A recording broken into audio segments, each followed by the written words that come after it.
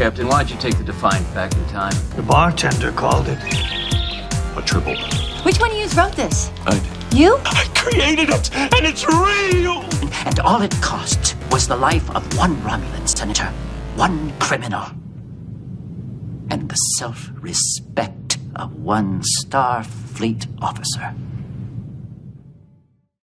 You heard it up top. March Madness continues.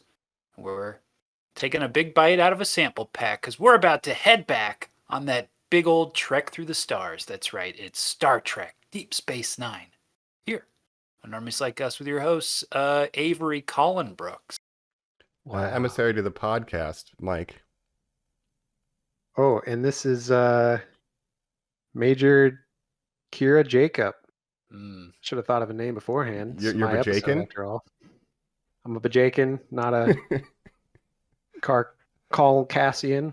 I'm not a human. Yeah.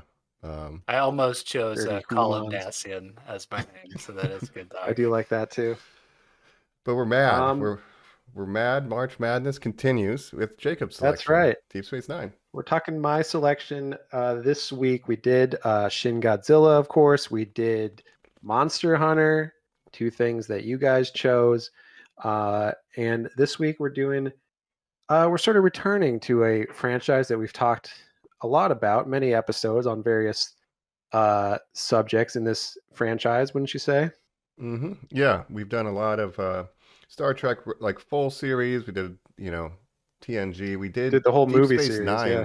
We did all the movies, obviously. Yeah, we did DS9 in 2021. So it's been a minute since we've kind of zoomed in on DS9. So I'm excited. It's been a minute, but talked, this is an unofficial Star Trek podcast, so I am happy to be home. That's right. Yes. And really, it's been a while because, we've talked in recent years, we've talked Strange New Worlds, we've talked the movies, of course, but it's been a little while since we actually did a Star Trek episode. Strange New Worlds, we're waiting for the new season, of course. We finished our movie and moved on to some pirates and some apes and some other things. But now we're coming back to the stars, far beyond the stars, you might say. And we're returning to my favorite Star Trek show, closely edging out The Next Generation, which is sort of the 1B in my opinion, but Deep Space Nine, the redheaded stepchild, the 90s of the 90s Star Trek. And yeah, so Deep Space Nine, that's what we're talking today. And what got us here, Jacob? What is your relationship with it currently? Yeah, well, I said a little last week about how I had returned to Star Trek, starting with Lower Decks, which just had its fifth and final season last fall. So I had to catch up on that. Finished all of Lower Decks, loved that. And after I finished it, I was like, you know what? That's not enough for me. I want to go back. I need more Star Trek. And so I just started watching random episodes of Deep Space Nine, my favorite show. Of course, I had seen it all before, so I'm just kind of going around, skipping the episodes that I know aren't so great and just watching some classics and stuff. And it's sort of my comfort show, where anytime I need to put on an old familiar show, I put on that and it makes me feel good. And I can forget about the outside world for a little bit and just live in this world. So, yeah.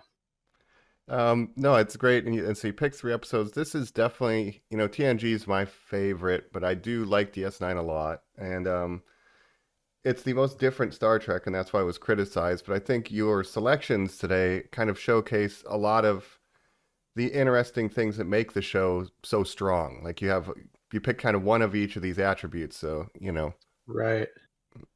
Yeah. The way I went about it and like choosing these episodes, I thought if I was introducing this show to someone new, trying to get them to be interested in watching it and continuing with it, what are like 3 episodes that I could get where I could be like, this is what the show is all about. And if you like these episodes, you'll probably like the rest of the show. So it's a sampler pack, if you will. So anyone who has never seen it, you could show them these episodes. So, yep. Yeah. And I was saying, we have an omakase from Chef Jacob of 3 specialty episodes here. But what are the 3 episodes that we're going to be talking about today? Yeah, so these are 3 of considered 3 of the best episodes. Like if you look at any list online of like the top 10 DS9 episodes, you'll inevitably see these 3 episodes probably in the top 5 somewhere.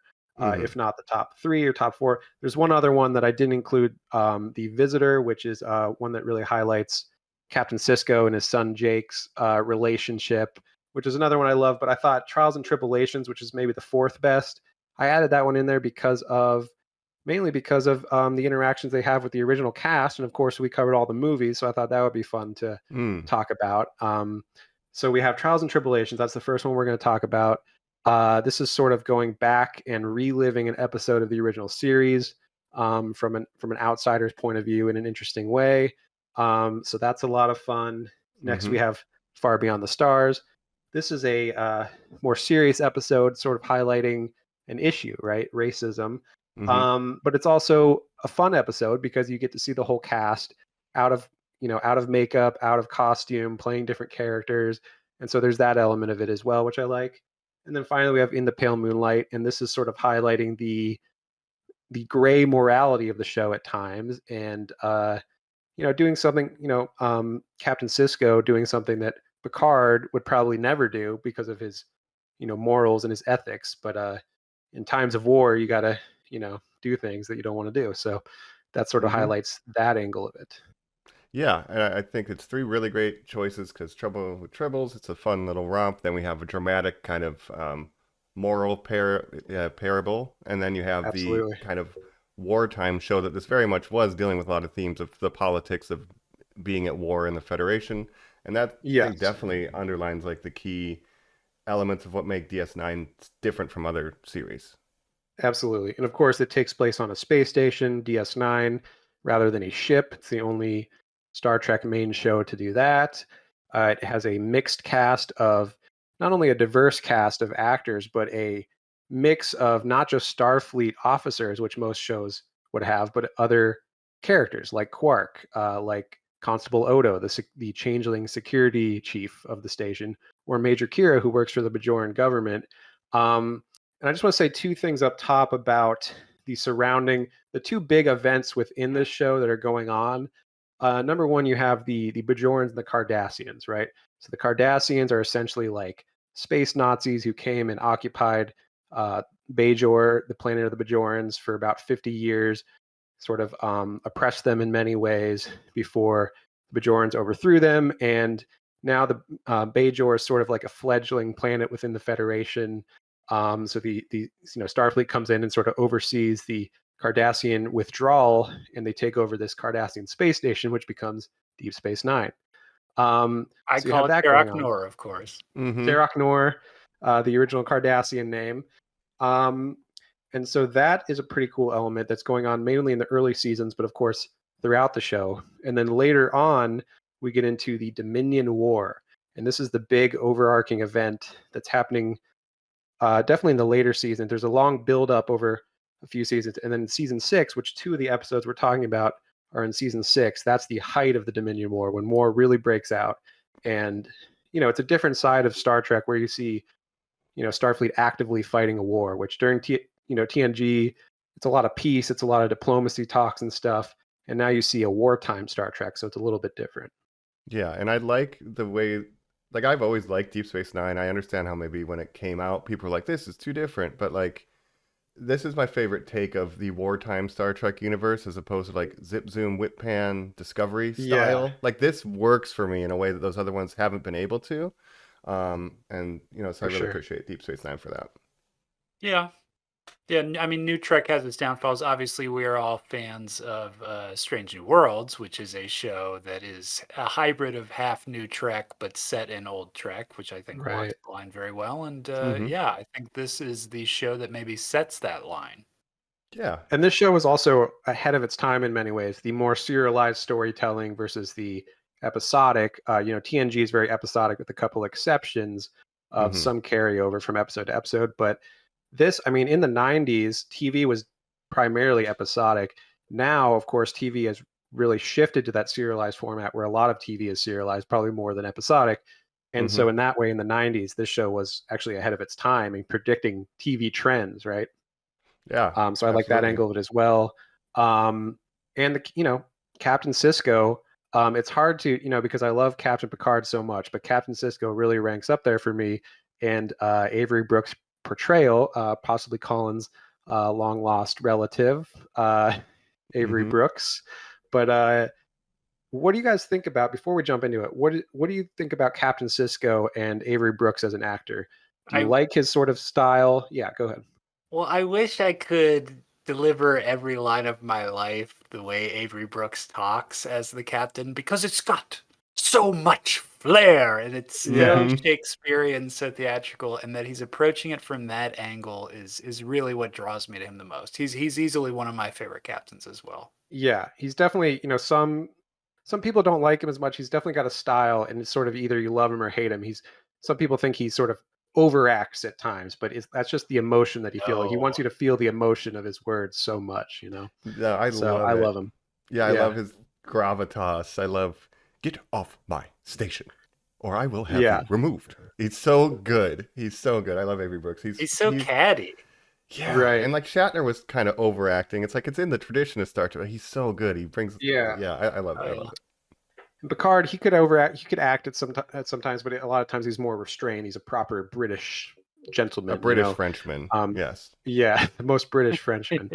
Uh, but yeah, let's go ahead and jump into the episodes, and we'll talk more about it. I'm very excited. So, All right. um, Get in let's do it trouble and with tribble-ations. tribbles. We're back here on Normies Like Us, and we've all made a huge mistake.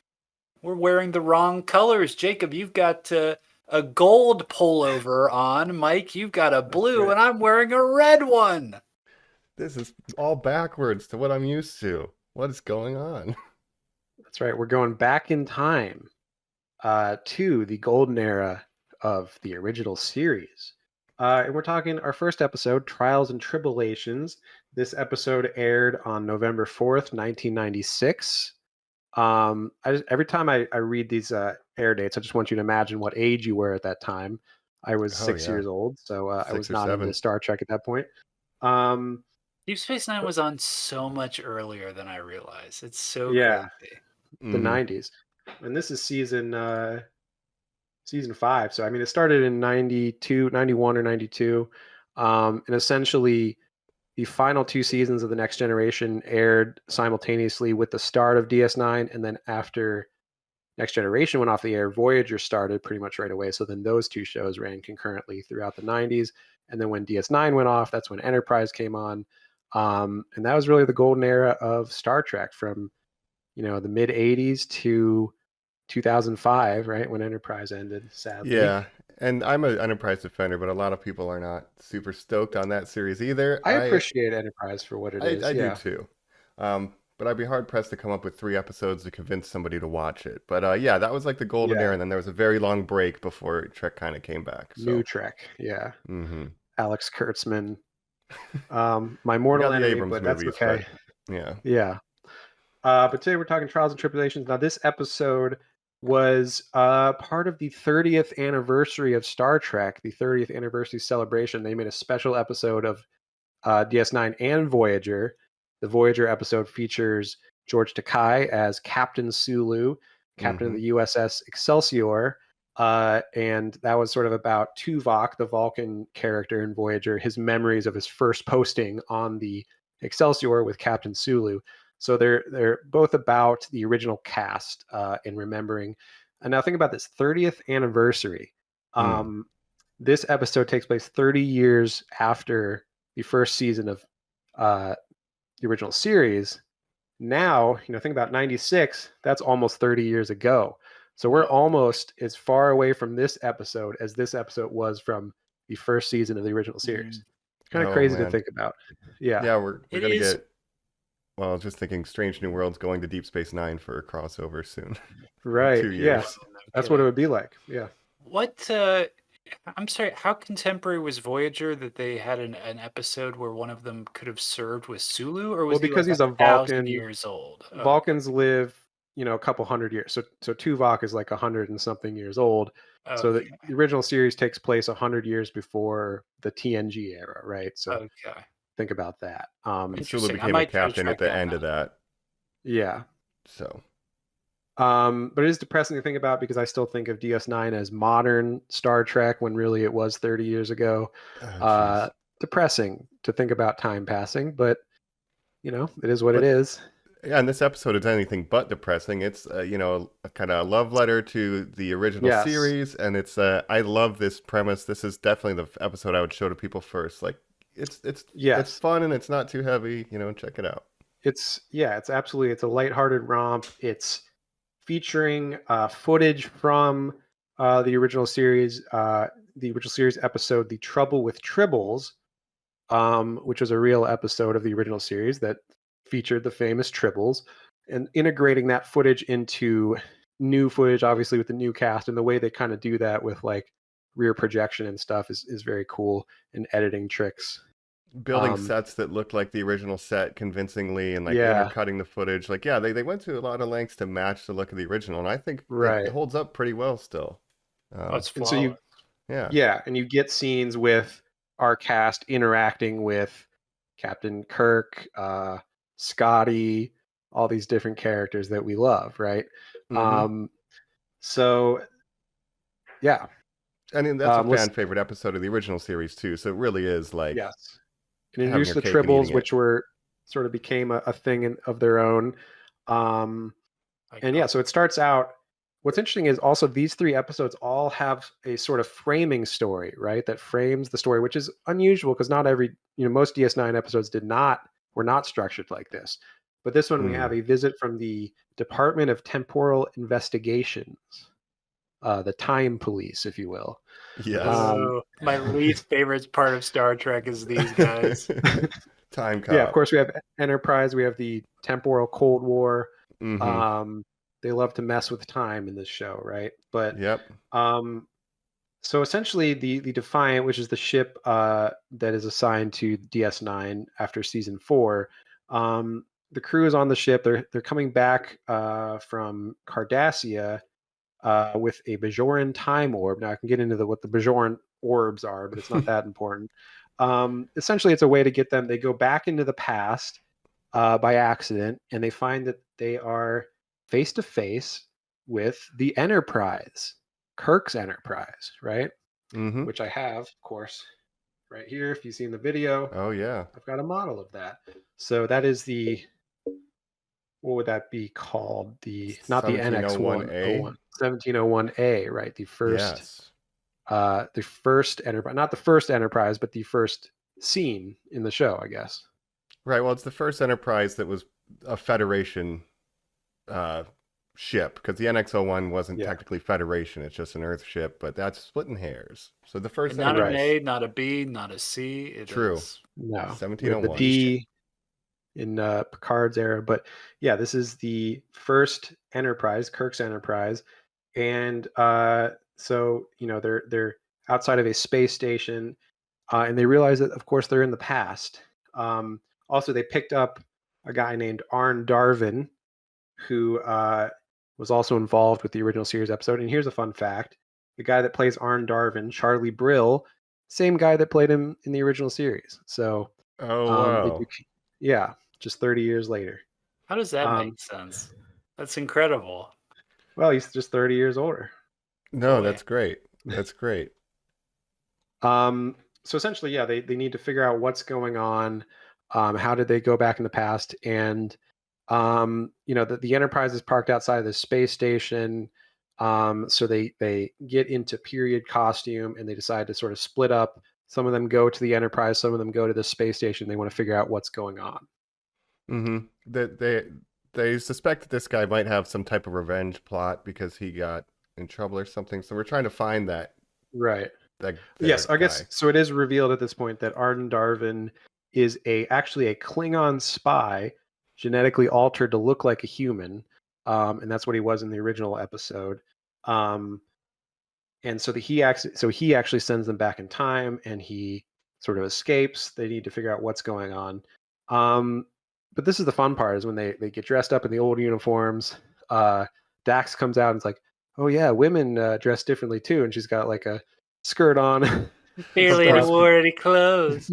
Bashir says, "Yes, I think I'm going to like the past," because of course Bashir would say that. Of course. Well, Pervert. We're getting Bashir has a whole jokes. side plot where he may have, been his own grandfather, which is fun. Yeah, he pulls a Futurama, which a is real good. Futurama sci-fi. Yeah. We're also Yeah. using these characters to make the jokes of the old series. Bashir's saying, "Damn it, I'm a doctor," not whatever Oh, yeah. else he says. Damn it, Jim, I'm a doctor, not a space time traveler. Yeah. Yeah, and of course we get so a couple of them go down to the space station, and I think Bashir and O'Brien, they go to that bar where the Klingons are, Mm-hmm. and they're like, "What? That's what Klingons look like?" And Worf's like, "We do not discuss it with outsiders," because of Yeah. course Klingons look differently in the original series. They didn't have the Very forehead racist. make. Mhm. Yeah.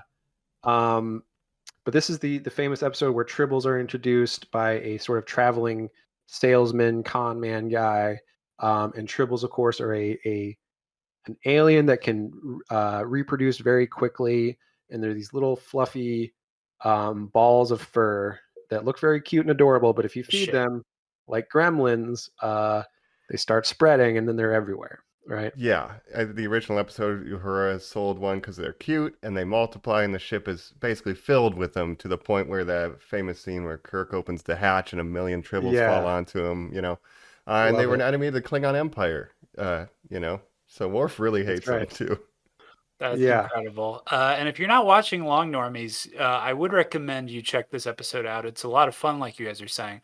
But there are literally scenes where it will just be Uhura is negotiating to buy this tribble, and our characters are watching. You are watching essentially an entire old episode play out as well, with our new characters inserted in the background. Yeah. And of course, they're trying to be careful not to disrupt the past. They don't want a butterfly effect situation going on. So the less they interact with set events, that won't change the future. But Bashir and O'Brien do get in a bar fight, which is a lot of fun, between some Klingons and the Federation. And then they have a scene where they're getting reprimanded by Kirk. Just fun scenes like that. Yeah, and the Um, way they're like the composition techniques to like rotoscope them into the shot and stuff, and like that bar fight happens in the original. Someone's saying Kirk's like the Klingons are like Kirk Yeah. ain't shit, and so to Right, trying to integrate them in start that some shit. fight and like redo the old Klingon style, like some guy had to do old Klingon makeup and get punched by Right. O'Brien, and that's so cool. Yeah, and even when they're getting reprimanded by Kirk afterwards, they're all standing in a line, and Bashir and O'Brien are there, and they're basically just covering up the old actor that was Mhm. standing there. But they the way it seems that they're even interacting with Kirk, where Kirk's like, "Was it you?" And O'Brien's like, "Oh, not me, sir," or whatever he says. You believe he pointed at me and asked me first? Yeah, and you had to lie to Kirk. Oh, Yeah. Kikyo's never gonna believe this. Yeah, I wish Keiko would have seen this. Yeah, Yeah. Keiko. Keiko. And yeah, there's even that scene where they're in the bar and O'Brien thinks he sees Kirk come in with what's his name that comes in? Chekhov and Chekhov and Scotty and another guy. And O'Brien's like, I think that's Kirk. And they're like, that's not Kirk. I don't know. That doesn't look like Kirk. But of course, that's kind of like if you saw a historical figure, would you recognize them just based Nope. on like like if you saw George Washington, could you? Right.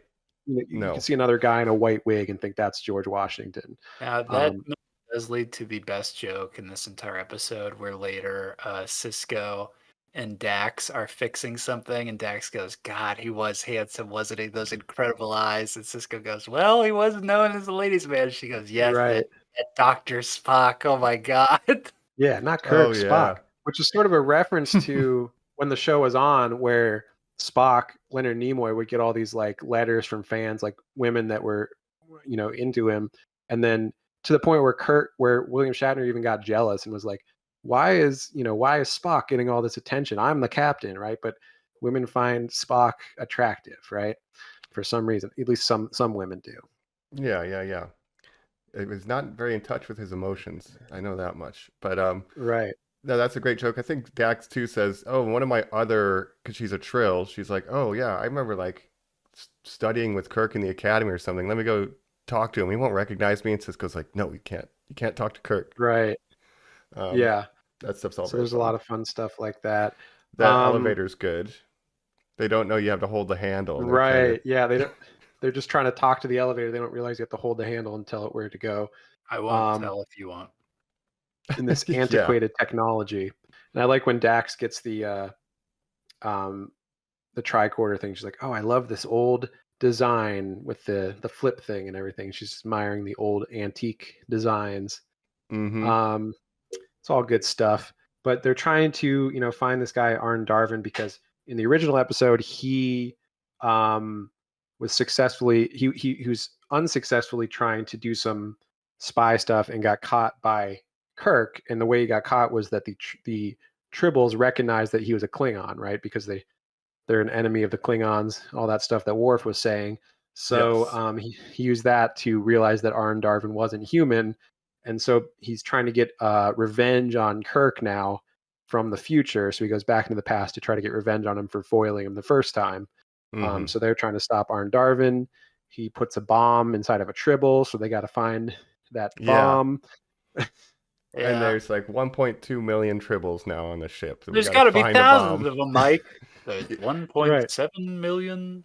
Mm-hmm. Yeah, and Dax says the same exact number that Spock later says, and she's like, "See, I told you." Yep. So we love it. Yeah, he was poisoning the rice. He was trying to frame the Federation or something on a trade deal, I think, in the original one. Yeah. Because this is when of course, now in current day of DS9, Klingons are allies of the Federation, but in Kirk's time, they were sort of Cold War enemies where they hadn't quite made peace yet. Yeah. And this was like a neutral station, a neutral trade station. That's why the Klingons were at the bar talking shit. Yeah. It's like, you can both be here, no fighting. Of course they fight. I think Kirk, they allowed them to have shore leave on this station, and then the station manager was like, "Why are you letting so many Klingons down here?" Yeah. What is O'Brien order? A Klingon cappuccino? Oh, Ractagino. Ractagino, which is a Klingon coffee. And of course, they hadn't heard of that because they don't have that yet, but it's a very popular you're the second person to order a Ractagino today. That's a great running bit. If you order she gets more and more frustrated throughout the episode. Yeah. I swear to God, if you're going to ask for Ractagino, I'm going to lose my mind. Yeah. That's Janeway's favorite drink is a Ractagino. Yeah. Yeah, it's a very popular drink in modern times. It's probably one of the biggest cultural imports of Klingon that the Federation have sort of accepted is this Ractagino, because most Klingon food is like worms and stuff that humans don't like. Yeah, goth. Their coffee is actually pretty good, apparently. Yes. But yeah, we're trying to find the bomb. I love this whole thing, Yeah. Just so we're seeing scenes from the original show from a different angle or a different perspective, like the famous shot when Kirk opens the hatch and a bunch of tribbles fall on him. Turns out Cisco and Dax are in that thing trying to find the bomb at that point. They're hiding in there. Yeah. That's all very fun. We do get this whole side plot where a woman flirts with Bashir. Pretty standard plot there, but apparently he might be his own grandfather. Again, very Futurama. And then he's like, "Well, I don't know. Should I do it? I mean, if I don't, have sex with this woman, I might not exist in the future." O'Brien's he's really trying to talk himself into it too. Yeah. And O'Brien's like, "Shut up." Yeah. Yeah. Very funny. That's Dr. Bashir for you. He loves the ladies.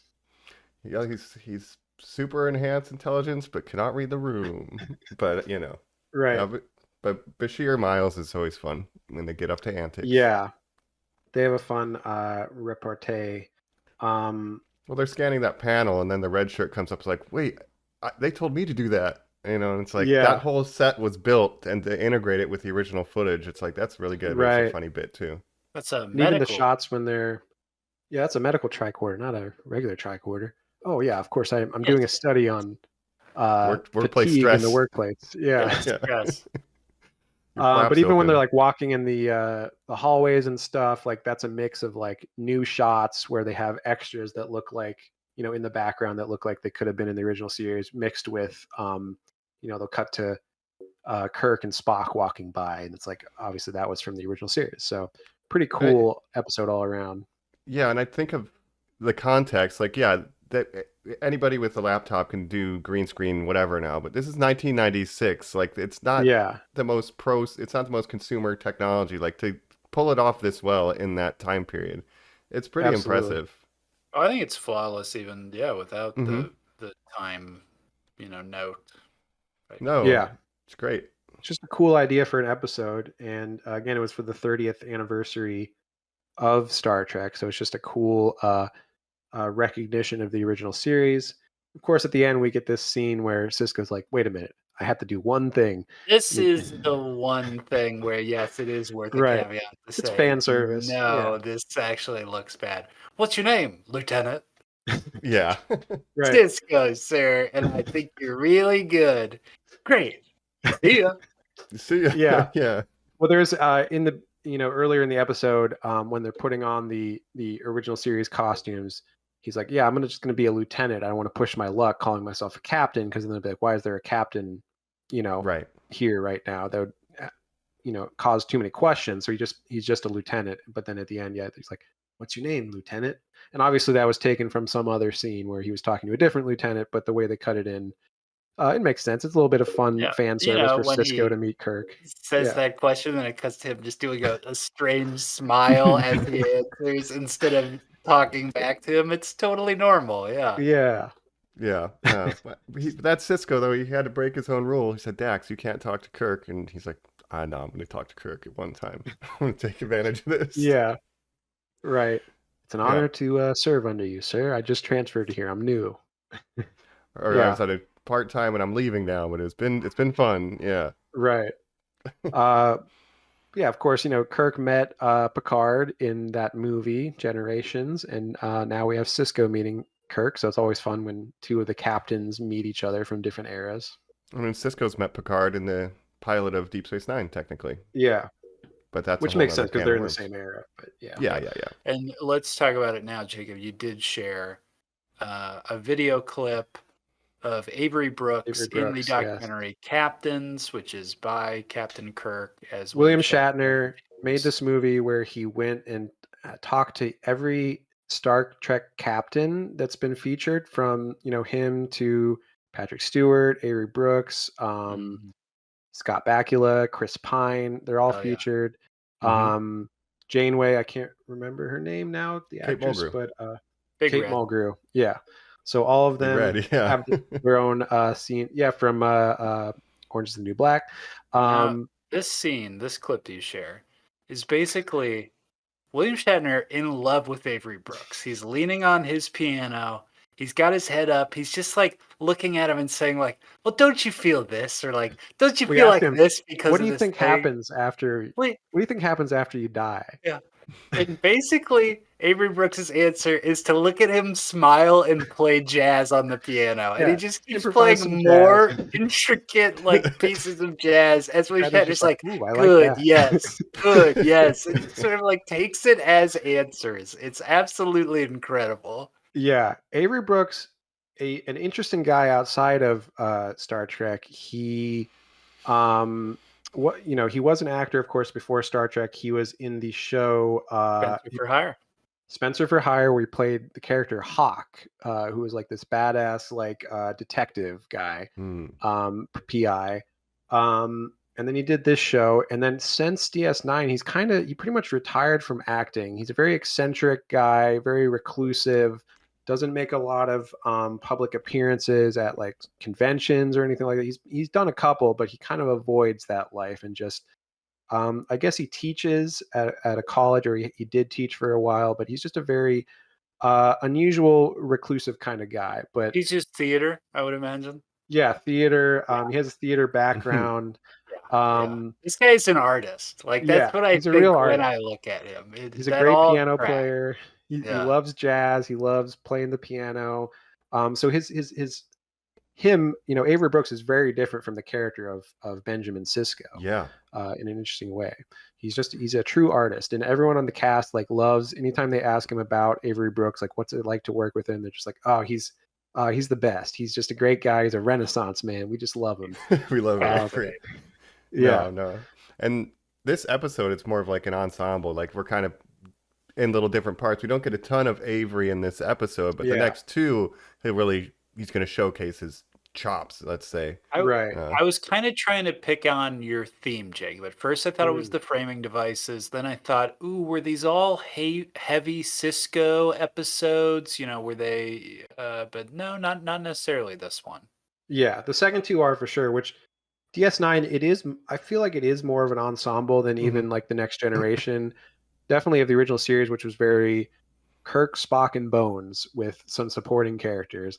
The Next Mhm. Generation was more of an ensemble, but still very Picard heavy. Picard and Riker, Picard and A plot Data. on the bridge, B plot lower Yeah, decks, very much. Yeah. right. Whereas DS9 feels like a true ensemble where Cisco is the captain, but all the other like there's episodes where Cisco like barely appears and it's really focused on some other characters. So it feels more like a true ensemble than some of these other Star Trek shows. But our second and third episodes that we're going to talk about are very Cisco focused. This one's more of an ensemble for sure. Yep. But a classic built upon another classic. You just get a double dose of Yeah. classics. Trying to think if there's anything else worth mentioning for this one. They do drop us at Uh, the end where now tribbles are all over DS9. That's not yeah, necessarily resolved, Yeah, but it's just a I fun did like gag. that's just a fun stinger of like Yeah. Quark basically they gets get like, rid yeah, of the temporal investigations guys without getting let you off them with a warning. suspicious. Yeah, and they're like, "Can we see you on the promenade?" And then they cut to a wide shot, and they're just Wah, everywhere. wah. And Quark's Quark's bar got that one like cuts on his head. in. Yeah, Yeah. I will we love say, it. just to close this one out, when James Doohan was at the space bar, Scotty, when I did see him, I did It's smile in a way that I only do when I see pictures of you guys, my friends, and I like don't expect it. Where I'm like, right. there he is, there's my guy.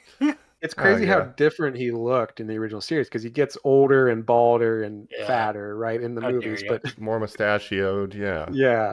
So he definitely changed his appearance, as all the the original cast did for the movies, which came out much later. But Yeah, but you understand everything about the William Shatner obsession when he wears his like loungy off-site green and yellow triangle shirt. Like he's yeah, so sexy in that shirt that you're like, yeah, this whole show basically was based around that.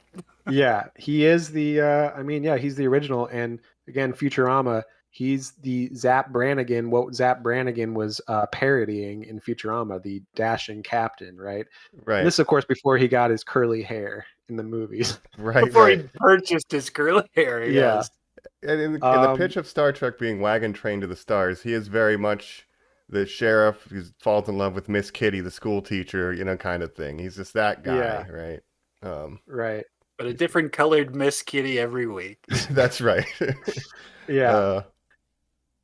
uh, but But yeah, that's Trials and Tribble-ations. Do we have anything else to mention about this? Just a really fun episode with a lot of references to Star Trek lore, which again, Star Trek, another thing it loves to do is reference itself. So it's just a fun episode. it's almost good to double feature if you can watch the original and then this one like a day later, Yeah. then you can see all your references. There was a and Strange stuff. New World episode that was similar to this where they it was the Romulan border episode that Pike kind of goes into this alternate universe where he's in that episode. Do you remember that? Yeah, And that was yeah, an yeah. original series episode. Well, But I don't and think that Jacob, used old footage. That just No, used they just redid the plot. yeah, right. no, but it's basically the inverse of this plot is my favorite episode of Star Trek of all time, Those Old Scientists.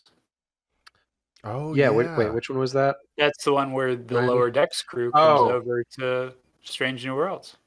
Talks that's about right, those that's People right. from the scientists. future have to go to the past, Those except old they're scientists. very explicit about it by saying, like, we are from the future, we need help. Yeah, and that one's fun too because you see Jack Quaid and Johnny Newsom. Tawny Newsom playing their characters in live action rather than animation. So yeah, love that. A lot of fun, and of course, Lower Decks takes place in basically concurrently with DS9 in that DS9 era, a little bit post Next Generation, but all those characters are around in Lower Decks. Yeah. I Yeah, so love that's playing with Trials the and lore. Tribulations. Great Yeah. appetizer. I loved it. Great appetizer. We'll get into some more serious themes now, and we'll go far beyond the stars after this. We're back. You're on Normies Like Us, where we're about to talk about maybe one of the best episodes of television ever made. Certainly one of the best Star Trek episodes ever made. Far Beyond the Stars.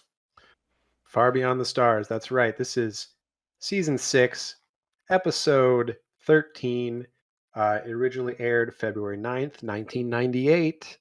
And it was directed by Avery Brooks himself, who did direct like 9 episodes of DS9. So this wasn't the only one he directed, but they did want him to direct this one specifically because of its subject matter. And I think Rene Auberjonois directed some episodes. I think some other. I know Jordy LeVar Burton directed episodes of DS9, as well as Jonathan Frakes, who's directed many different Star Trek shows over the years. So they love to get their cast involved in directing if they have an interest in directing. So I think that's fun. Yeah. But yeah, directed by Avery Brooks. This is Far Beyond the Stars, maybe the most famous and well-known episode of all of DS9, where it really stands out as like, this is like one of the best hours of Star Trek ever made, in my opinion, and in a lot of people's opinion. So I want to know what you guys thought of this. Yeah, like it really is. My only issue with it is, why isn't it called The Dreamer and the Dream? Ooh. I don't know. It could That's be our canon name for Far it. Beyond the Stars.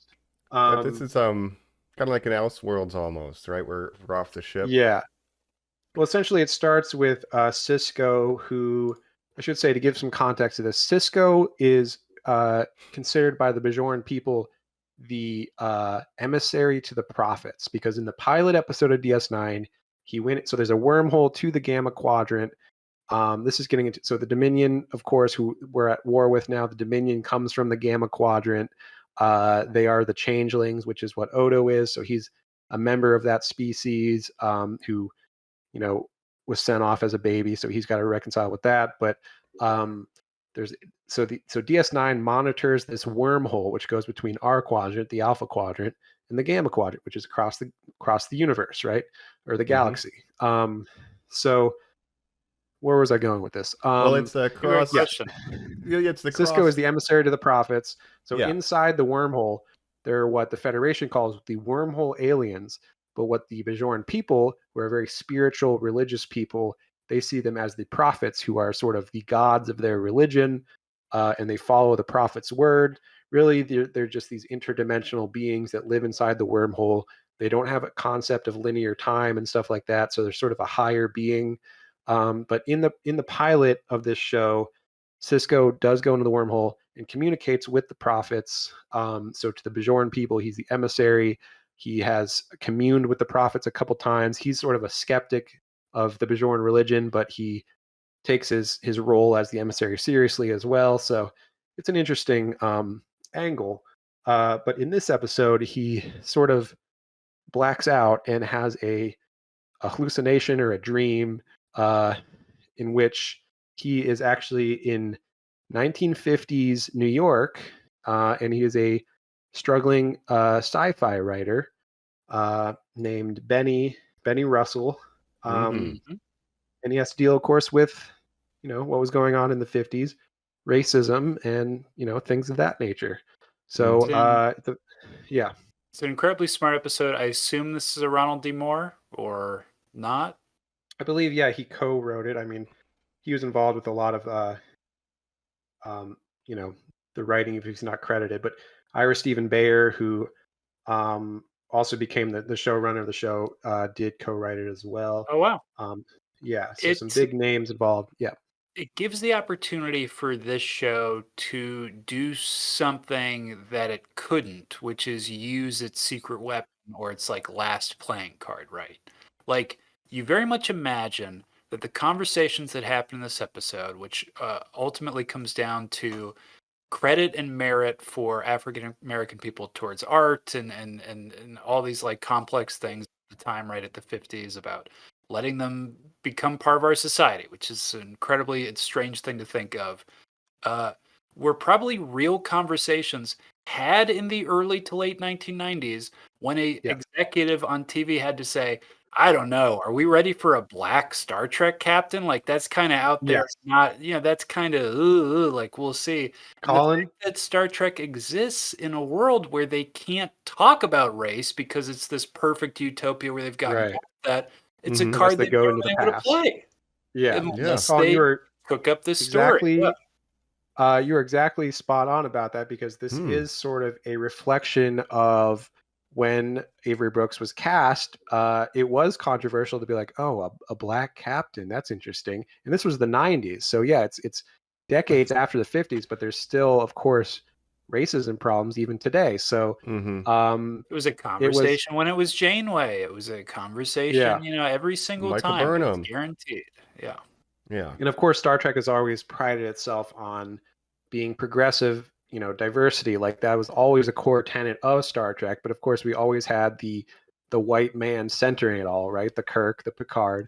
So Right. to change that formula up a little bit, and I would argue DS9, it's unusual even for Star Trek in that, I mean, the cast is so diverse and not just like the cast, but the characters, like I mentioned, where you have aliens, you have non-Starfleet members that are main cast members.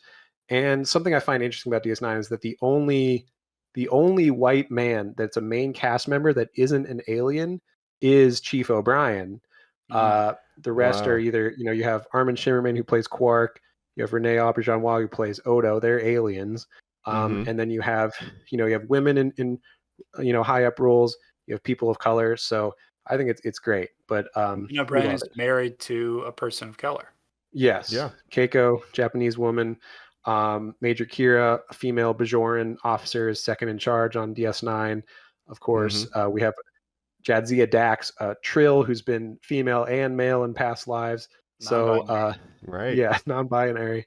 Yeah, for So it's sure. and this is in the mid '90s. This was all very like very progressive and ahead of its time, especially for the '90s. So It is um, important to keep that context. Yeah, yeah, 1996. So yeah, it's well done, DS9 team. yeah, and this is the episode that most directly confronts racism by this dream that Cisco is having, where he's living in 1950s America, New York City, and it's also sort of a Wizard of Oz where all these supporting actors are played by people in his life. So the entire cast gets to play different characters, again, out of makeup, out of costume, um, and that's not just the main cast, but also pretty much every supporting actor um, Yeah. in this story is a minor character that you guys may not even know about. But like the two racist police officers are played by Mark Alamo and Jeffrey Combs, who played Mark Alamo played Gul Dukat. Mhm. Jeffrey Combs, him. He played a lot of different roles, including Wei Yun in this show. Mhm. Um, the newspaper boy that he talks to in the beginning. Is Aaron Eisenberg, who played Nog, Mhm. Oh, I who's did a not put it together. yeah, Yep. he's a Ferengi. He's the son of Rom, nephew of Quark. First Ferengi to ever join Starfleet. That's right. And even like the sketch artist is played by J.G. Hertzler, who played General Martok, who's a Klingon general. Yeah. Boy, I had That's no who I idea. couldn't I assumed place. that was Ronald D. Moore when he was like, I don't Oh know, no. but it makes a pretty good picture. I was like, who is Yeah, this guy? that's J.G. Hertzler. General Martok, who's the commander of the Klingons for a lot of the DS9, has Mhm. a relationship with Worf that develops over time. So Michael Dorn is a Worf is a baseball character. guy. Yeah, Michael Michael Dorn. Dorn's incredible in this. He's awesome in We should this. talk about Worf is a character that, of course, originated on The Next Generation, was added into the cast of this show starting in season 4, where it was sort of a 7 and 9 thing. Where like, what can we do to kind of spice up this cast a little bit?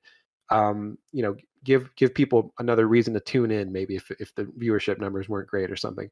Let's Mhm. get Michael Dorn as Worf, a fan favorite from The Next Generation, in a way that makes sense because the Klingons become a lot more involved in the later seasons of DS9. So he's sort of the Klingon relations officer on Yeah. DS9. Yeah, It Mhm. makes sense. It's never been my favorite because to me, it's the sitcom bringing in the guy from the other sitcom. Like it sure. just feels so But forced. just And reinforces that these two shows took place around the same time, so it makes sense. like, of course, you have Chief O'Brien, who started on Next Generation as well, Yeah. as a supporting character or a recurring character who becomes a main character as the chief of the station, the chief of engineering or whatever his Mhm. title But is. doesn't Worf put Odo out of work as a security sort of No, because detail? his I job isn't know that security on DS9. but Yeah. every time he's like doing a briefing or something, it always seems like his job is security. Sure, Right. sure.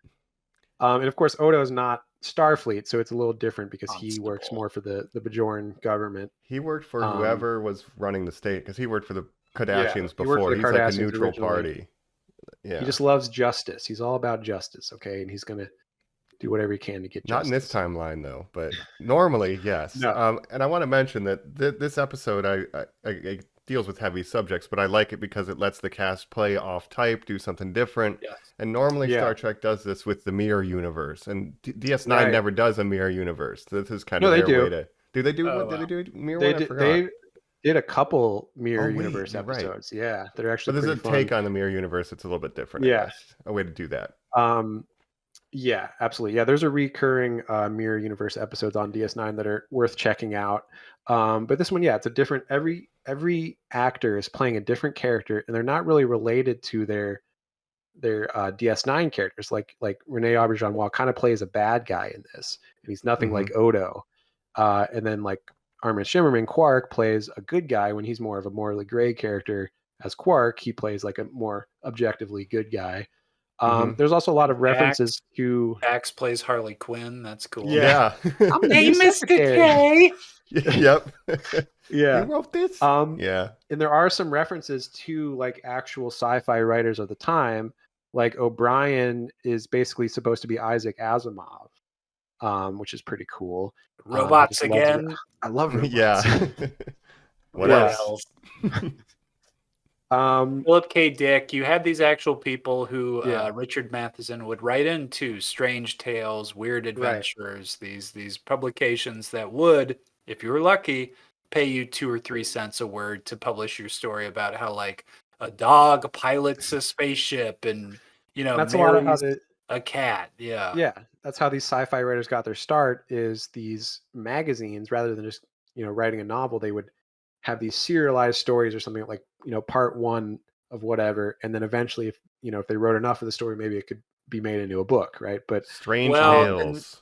Kind And of then stuff. you had, drug addicts in Hollywood who would hire Rod Serling and say, you should make a TV show. And he said, I'm going to hire every single one of my favorite writers from these goofy magazines and make Twilight Zone. Like they would Right. eventually break through and cross over to Hollywood in a very Yeah. interesting way. And then you have a little show called Star Trek, the original series, that would say like, oh, let's get Harlan Ellison to write this famous episode of Star Trek that ended up as one of the best episodes.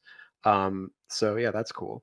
But yeah, so Sisko's having this hallucination where he's seeing all these people that are part of his life, but he is a struggling writer, a black man in New York in the 1950s.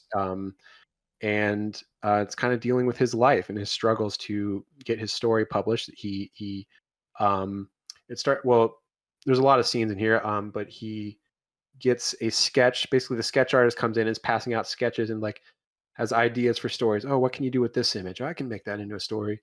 And he sees an image of DS9 itself, the space station. He says, "Oh, I've got an idea for this." And his story is the story of DS9. And he invents They a black live captain in named my head. Captain Ben Sisko. Yeah. Yeah, we'll talk about his great Yeah. breakdown soon. But he's the only black man working at this writer's room, and so he dares to insert a black hero in the 1950s as his captain, and they don't want to publish the story unless he changes it, and that's the push-pull because he wants to keep his artistic integrity. But he Rene needs a job. Auberjonois as the sort of publisher or sort of the office manager of this manager. print. He's the editor, right? He's the editor, thank you, is making these calls and decisions for the publisher to say, no, we want it more like this, more like that. But the important inciting incident, he's asking for photos to go along with the publications, and he does not do one for Nana Visitor or Avery Brooks. Yeah. Oh, you can stay home that day. Oh, because we wouldn't want, KC, what's her name? KC something, but she uses I believe her name is J.K. abbreviations. Rowling. J.K. is what Rowling, her yeah. pen name This is. is a real thing that female writers often had to do because it's like, oh, no one's, boys aren't going to read your story if they know it's written by a woman. Your story about a teenage wizard, right? So use J.K. Rowling instead of Joanne Rowling, and more people will buy it. And that was a common thing even in the 2000s, right? When Right. Harry Potter started coming out. So Use it's the pen definitely name Tom H. White Guy. Yeah. It's gonna help you Yeah. get further. Right. We should say so. He goes into the office. This is where we see a lot of our main cast members as different writers. We have Nana Visitor as a writer. We have Armin Shimmerman. All these different actors from the show. Mm-hmm. We That's should also kind of. Oh, yeah. go ahead. No, go ahead. Well, I was gonna say that's kind of the A plot. The B plot that's married with that is more of the times for the actual people of color actors in our cast. We've got Avery Brooks going to a diner that's run by his girlfriend. That's right. Which is Cassidy Yates. I was gonna Is her say, I don't know character's name. I cannot remember that character's name at all. But Yates is running this diner and wants Avery to give up on his dream of writing, and he's interacting with other characters of color. Jake, his son in the real world, is played here by a Playing young sort of African teen. a young kind of grifter guy who's doing Yeah. some cons, right? Saying things like, why would I get a job like a delivery man or a bellhop? The only jobs that black people can get at the time, when instead I could do crime, something people were actually forced into to attempt to make better lives for themselves because they had no opportunities.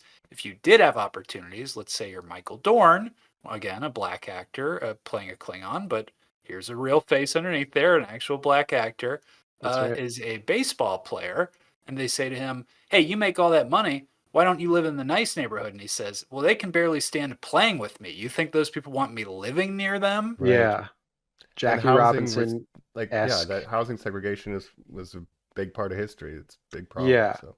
I assume this was supposed to be like Harlem where he lives, or some other, neighborhood of New York like that. But Cassidy Yates, played by Penny Johnson Gerald, who would later go on to be in The Orville as a main character. My favorite show. So yeah, we Is love this Penny the same Johnson actress who Gerald. played his wife in the early episodes when he's having the flashbacks? No, this is his girlfriend from like season 4 on. Cisco's That's girlfriend. right. That's right. Who's Okay. What is? I can't remember what her job is. She's like a freighter captain. So she runs goods for people and stuff. And there's an episode where they think she's like running goods to the Maquis, which are like a terrorist organization. That's right. Yes. So she's a non-Starfleet captain that just has a ship that takes jobs basically. Like Wayland Yutani. But yeah, no, the show is dealing with a lot of these issues that were prevalent at the time, and unfortunately we still have the echoes of now. Even the police stopping Cisco when he leaves, or Benny Russell when he leaves for not doing anything. That scene is very prescient. This is crazy because you have the two actors that play villains in the show. Jeffrey Combs, who works for the Dominion as Wei Yun, and Gul Dukat, who's a Cardassian general, one of the main antagonists of the show, Mark Alamo. So it's interesting to see them as villains in this. And then we also have, I should mention, Ben Sisko's father, played by Brock Peters, the great Brock Peters, who was a great actor for many decades. He was in To Kill a Mockingbird. He was Boo Radley in To Kill a Mockingbird. Oh, wow. And he's also appeared in the Star Trek movies as an admiral in one of the movies. So, nice. But yeah, Brock Peters, and he plays the mysterious street preacher in these dream sequences who keeps talking to Benny and giving these words, sort of, Benny. Yeah. You are the prophet. That's cool. So he's a struggling sci-fi writer. He goes into the office, gets this sketch from the sketch artist, and it's like, I'm going to write this sci-fi story about a space station in the future with a black captain. And he turns this in, and of course the head of the magazine is like, no, we're not going to feature a story about a black captain because it's not realistic to the audience of the day that there would be a black captain. So what if it was a dream? Yeah, they try to make all these concessions. What if it was a dream, right? Who would have such a dream? Oh, like a poor shoe shine boy. Maybe. And they're like, well, that maybe that still doesn't work. And then we get the concessions where he's like, Rene Auberjonois like, look, I like it, but it's the Yeah, publisher. I work for the publisher, and they won't run it. It's out of that's my what's interesting with hands. with his character. He's sort of the bad guy of the story, but he's a middleman sort of. He's saying like, yeah, it's He's I the can't casting director. It's like, no, if it's it the was my way, I studio. would do it. But yeah, it's the head of the company telling me I can't do it. So what can I do? Right. So Passing the buck. that's interesting. Yeah. Um, Like as it comments on the actual casting process that, he went through. Like, yeah, that's very spot on, I think, too. The yeah. red tape. Then we have these scenes with Cassidy where she's talking about, oh, you should like quit writing. Let's buy a restaurant together. We can get into the restaurant business and just be happy that way. We have Michael Mhm. Dorn coming in who keeps hitting on his Come on, girlfriend and baby. stuff. Come on, I'm a baseball player. Come on, you see me hit those balls, baby? Yep. But he's sort of becomes obsessed with this story, and he's writing this story. He keeps turning in new installments, and they're like, we asked for a new story. Now you have 5 installments of this story. We can't run it. Mm-hmm. And so it becomes his fight to get it published, and eventually he has this sort of emotional breakdown, which is some great acting from Avery Brooks here. Yeah, because all the writers like it. Like everybody in the room was like, "This is the best thing I've ever read." Like, Yeah, this is awesome. Bashir, Yeah. Alexander Siddig, who plays Bashir. He's sort of a fantasy writer at the magazine too. So he's like the British fantasy writer, Tolkien-esque. Mm-hmm. And Armin You put Shimmerman your kind of stuff plays supposed to be maybe a communist or a sort of leftist in the 50s who's sort of like, could be blackballed or something as with HUAC going on and everything at Yeah. that time. Yeah. He's sort of an intellectual. He's arguing about the donuts with That's the, right. the editor and stuff. So But yeah, this great is the scene, I stuff. think, when Avery Brooks Yes. finally has had enough, like literally, and it's this big Yeah. emotional. So Odo comes in, or Rene Auberjonois, and he says, well, there'll be no magazine this month. They pulped the whole run. And also, Benny, you're fired. And this is where he has this big emotional breakdown, which I just want to do a very quick setup to this, which is Yeah. previously to this, he has sold it. He's agreed to do it under the fact that it's the dream thing, that it's, Mhm. at least you get your words out there. He's excited. He runs into the Jake character who's like, not now, old That's right. man. None of that matters. Your Mars space I got a talk job going. jive. Yeah. I got the real deal, see? And then basically he goes to jack a car and gets murdered by the 2 police officers. And while helping them, Avery Brooks gets the shit kicked out of him by the Yes. police. And basically the entire city of Harlem watches in horror as 2 white men just pummel a black man to the near brink of death. And that is when Yeah. he comes back in and gets this news that the That's magazine right. has been pulped. That's right. And at first he's sort of harassed by these 2 cops, and they're like, what's this? A sketch of a space station? What do you need that for, huh? What are you doing? Boy. Yeah. Yeah. Avery Brooks then, is yeah, like 58 years old. right. No, but they're like debating taking him down. Yeah. They're just being assholes, Yeah. So this Racist assholes. Yeah, so they kill this Jake character. Mm-hmm. And he comes upon him. He's like, "Why'd you shoot him? You didn't have to do that." He had a weapon. and It yes, was a they're beating him up. crowbar. Like that was. Yeah, It's a really powerful scene. absolutely. And so he comes in the office. He's like sort of beat up. His arm is in a sling or He's got a something. cane. Yeah, and also, by the way, we should say, as this is all going on, he keeps seeing like visions of people in his life as their DS9 character, just like in flashes. I like how you wrote the strong commander character like Yeah. me, Kira. Mhm. Wink, wink. Right. Yes. So he's it's the breakdown of reality versus fantasy of this Benny Russell character, where he's seeing the actual reality, which is DS9, but to him, it's all in his head. Where you'll look in the reflection of the window and see Ben Sisko, the space captain, right?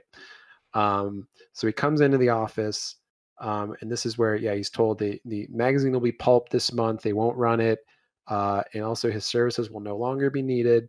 And this is where he has his great Emmy moment. Should be Emmy moment. He Mhm. doesn't seem like he was nominated for an Emmy, but like, come on, like, what do you got to do in the '90s? Like, I feel like this movie should have won, or this episode should have won awards or been nominated at least. But and maybe it was for the sci-fi awards, Saturn Awards but or something. But yeah, he Saturn, goes on. He's yeah. like the whole, you can kill my story, but you can't kill the idea. They're real.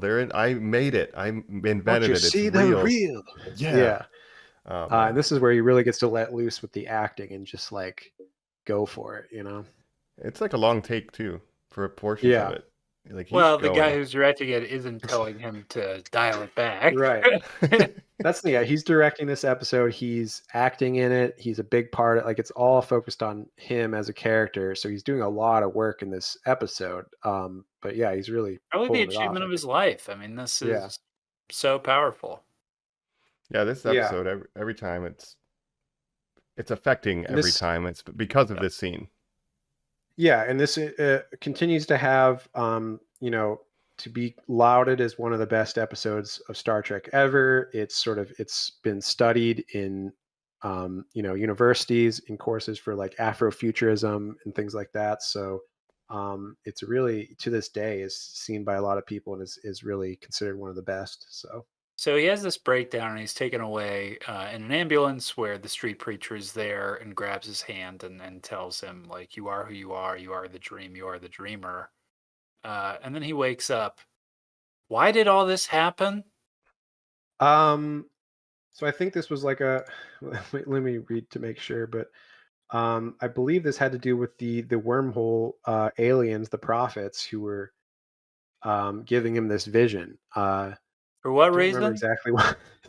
I don't remember The exactly why, work is but this, mysterious and important, something like Why that. did you do this? Why am I refining these numbers, Mike? It Right, doesn't right. make any sense. yeah, Maybe the it's like numbers are It's scary. great. I can't remember if When he the says at the end, like, I like to think Benny's out there really dreaming about me. It's like, but you know he's not. You're real. Right. This Well, I is should say, real. What is this? so this is season 6. So like I said, the Dominion War, which had been building for a few seasons, season 6 is when it breaks out and they're in the midst of a heavy war. So this episode and our next one, In the Pale Moonlight, they both take place during the peak of the Dominion War, where we're losing ships on a weekly basis. We're getting a lot of casualties, people dying and things like that. So I believe this episode starts with a friend of his dying hmm in the war, and him sort of reflecting on that. And he has, a talk with his dad who's visiting the station and things like that, of like, I just don't know what to do. Like, we're losing people left and right here. So he's very stressed in his role at Starfleet, and that's sort of why he has this blackout, I guess. And the gods are like, yeah, but this guy has it bad too. And you're like, yeah, well, I know. Yeah, think about how bad things could be back in the 1950s. Yeah, it's all bad. Is what I would read from this. Yeah.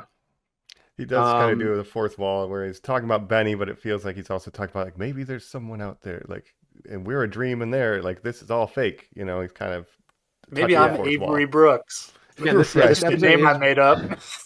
it's very meta, this episode, because he is Hmm. basically just directly talking to the audience and saying, what if Star Trek was real, as his character in Star Trek, which is kind of crazy. Yeah. And he looks in the reflection and he sees Benny Russell in his reflection staring back at him, and that's what the episode ends on, that Oh, that's a powerful great ending image. shot. I wish he was dressed in his pimp suit when he says, let's go out dancing to his girlfriend. And he puts on that huge jacket. Oh Yeah. man. We love it. But yeah, it's sort of, the dream is just to give him an excuse to do this sort of The short whole thing, story. yeah. Yeah, that has nothing to do with It's, I Star mean, Trek, really. it's, Yeah. the moral of it is, it's exactly what O'Brien says. What if it was a dream? It's like, it doesn't matter. Yeah. It's like, yeah, that's a very easy writing trope to use. Right. And I guess Um, there's like a little bit of Benny didn't give up on what needed Yeah. to get done. So like the Dominion War is hard, but we got to keep going. If you believe Yeah. Gotta buy in that what you're doing is restaurant. right. Yeah. I'll read here what it says on the Wikipedia. It says, although Star Trek has been noted for its commentary on racism and racial relations since its debut, this episode in particular is considered to have the most overt discussion of white supremacy and black identity. It also presents to viewers the difficulty of including Black people in American science fiction and the consequential delay in developing the genre of Afrofuturism. So Yeah. there you go.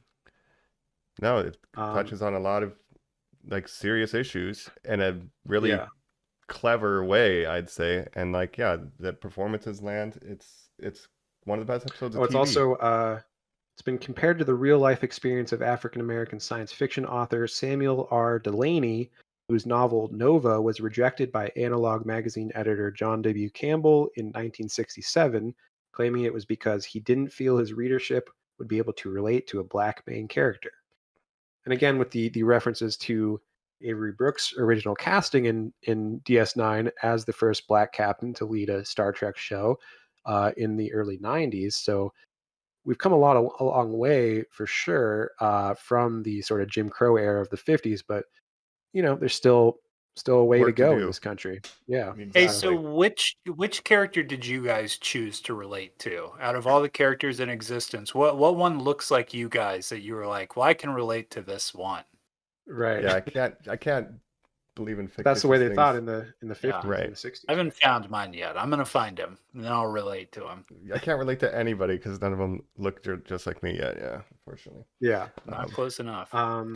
So very primitive thinking, but Far Beyond the Stars, one of the greatest episodes ever, and has really nothing to do with the what's going on in Deep Space Nine and Star Trek at the time in the show, but it's just a total offshoot. But it ended up being one of the greatest episodes, and so it's definitely one I would show the focus on bigger themes and stuff that run throughout the show. So And the Star Trek can basically be anything. yeah, absolutely. I love Star Trek as a moral parable, and it doesn't get much bigger than this, Right. And I like to so- think, Gene Roddenberry, the creator of Star Trek, who was, of course, passed away by this episode, but if he saw this episode, I think he would have loved it. So Yeah, I that's think really the a highest good- praise you can give for Star Trek. So yeah, Yeah, and just to Um, frame general Star Trek briefly, it's like, yeah, he had a Russian person and a Japanese person working with an Yeah. American post World War II. The Black woman is communications. Like he was it's really essentially breaking what he was ground. trying to do with Star Trek originally. And even then, of course, he couldn't have a black captain because that was considered too radical. Right. But he did having Uhura even as the communications The officer. first ever interracial kiss on television was in Star Trek, so That's yeah. right. And in DS9, one of, if not the first, same-sex kiss on American television, which was that Wow. episode with Dax that I was talking about. Where, I don't know Mhm. if I mentioned this, but there's an episode where Dax, a woman, a female Trill, comes aboard the station who, in a previous incarnation of Dax, was in a relationship with Dax, and they sort of rekindle their relationship, and it's two women, and they kiss. And it was one of, if not the first, same-sex kiss on American television. So continuing that trend of pushing the boundaries further. Also, the Yeah. episode that played right after this one, it auto played to another one, opened with her and Worf, like having sex basically, an interspecies. It got the So they actually got being like, "Geez, you guys in your rough love making." I was like, "Oh my god!" So when they introduce Worf, over time they develop a relationship with Jadzia Dax and Worf, and they end up getting married in the show. Interracial, interspecies, Yeah. relationship. So we love it. Absolutely. But then they kill off Jadzia Dax and introduce Ezri Dax, and then Bashir, who had always had a crush on Dax, ends up with Ezri Dax. So we don't We Not don't my talk world. about speak that, of it but- with outsiders. Yeah. yeah. But I guess this episode, as a reflection of the conditions of, like, he's writing a story where he's basically pitching DS9, runs into similar issues that real life creators were having with pitching DS9. So it's a reflection of kind of how far we've come as far as storytellers and television. Very meta again, because Yeah. it's commenting on the making of Star Trek itself, which is probably the most meta that the show ever gets. Yeah, I agree. So just a fantastic episode. If you're going to watch like one episode of DS9, this is a great one to watch, even though it has nothing to do with the overarching plot of DS9. But it's about Star Trek taking a stand on social issues and like the right side of history, ideally, and I love when Star Trek has a message, and yeah, this is one of the best to ever do it. We love it.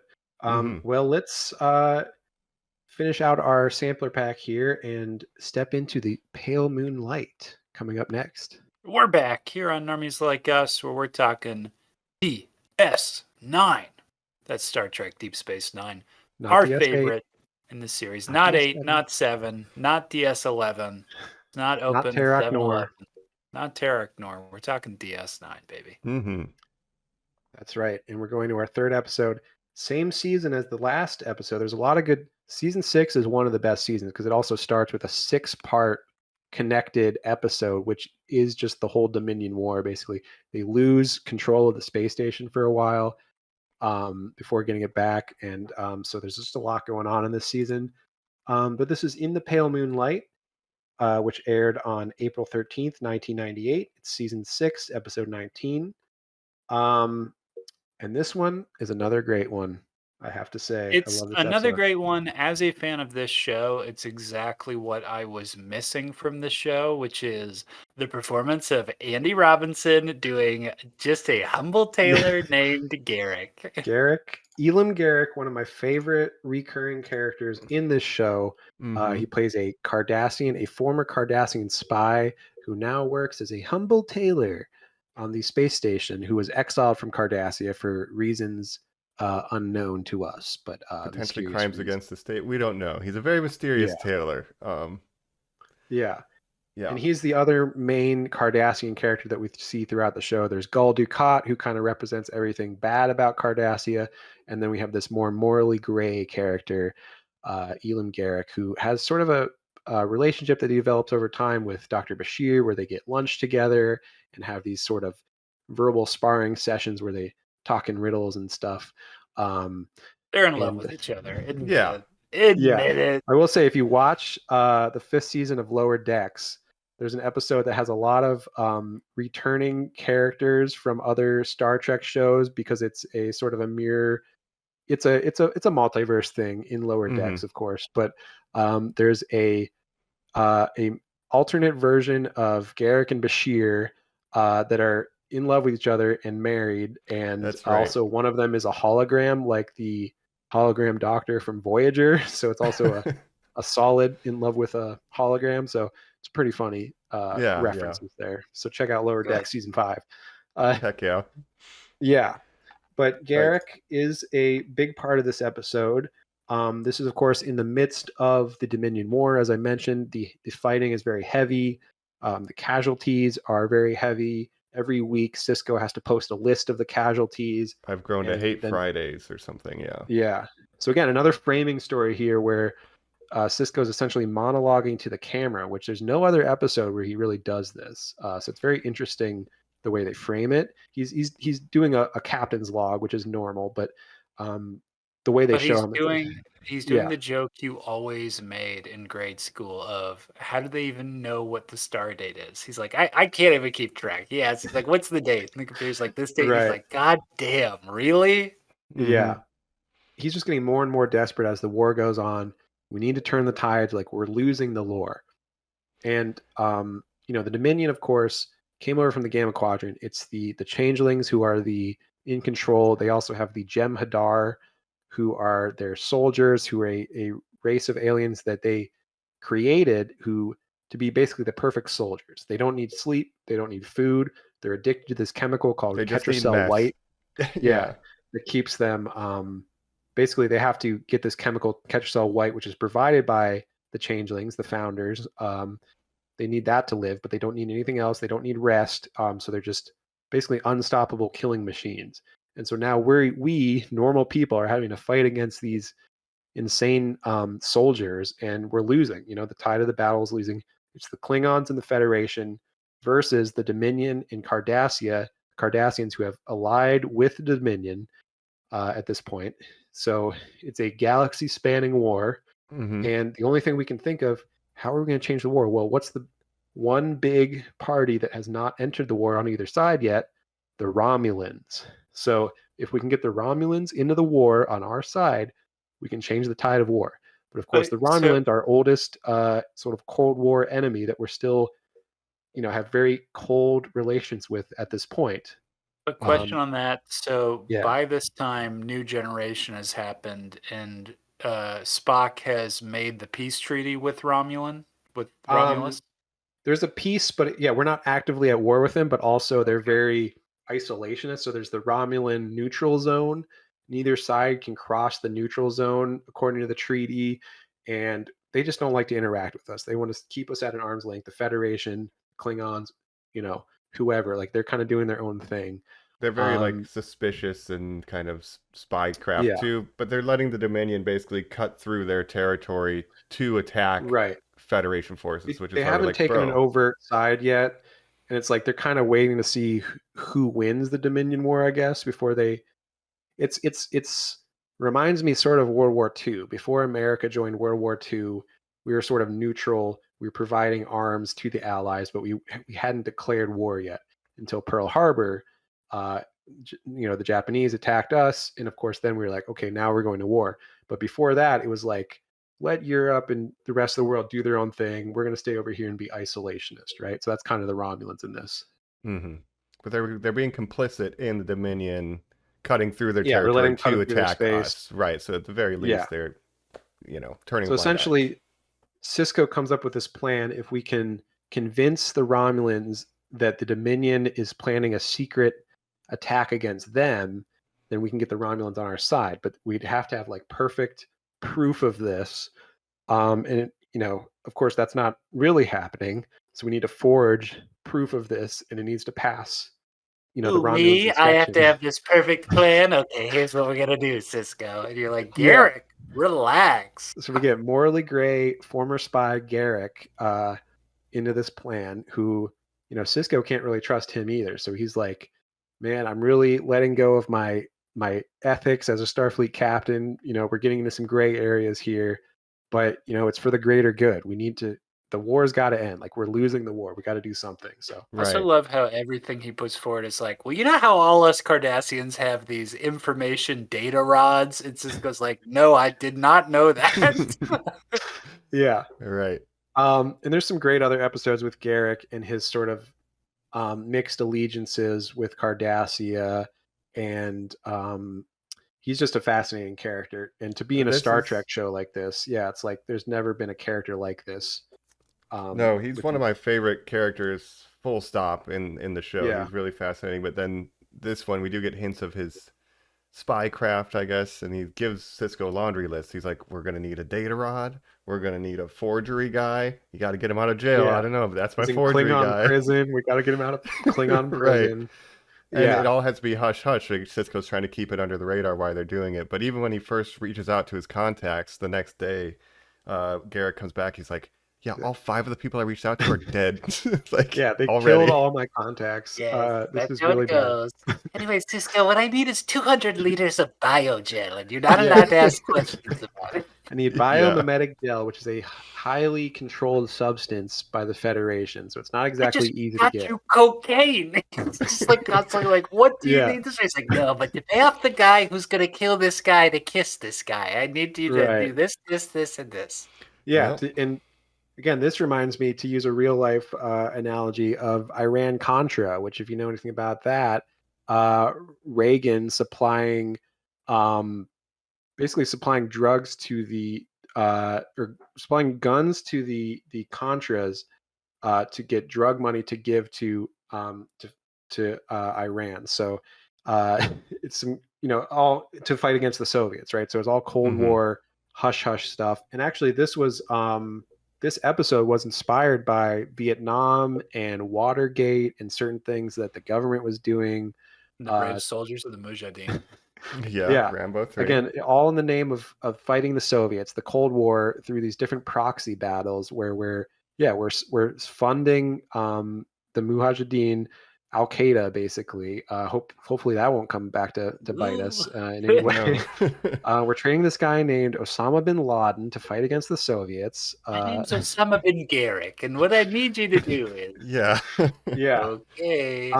So yeah, Ronald D. Moore and the people that wrote this episode, they were very inspired by the Cold War in the 70s and stuff. And again, Watergate, these morally gray actions that our leaders were taking in the It name of does. the ends justify the means, right?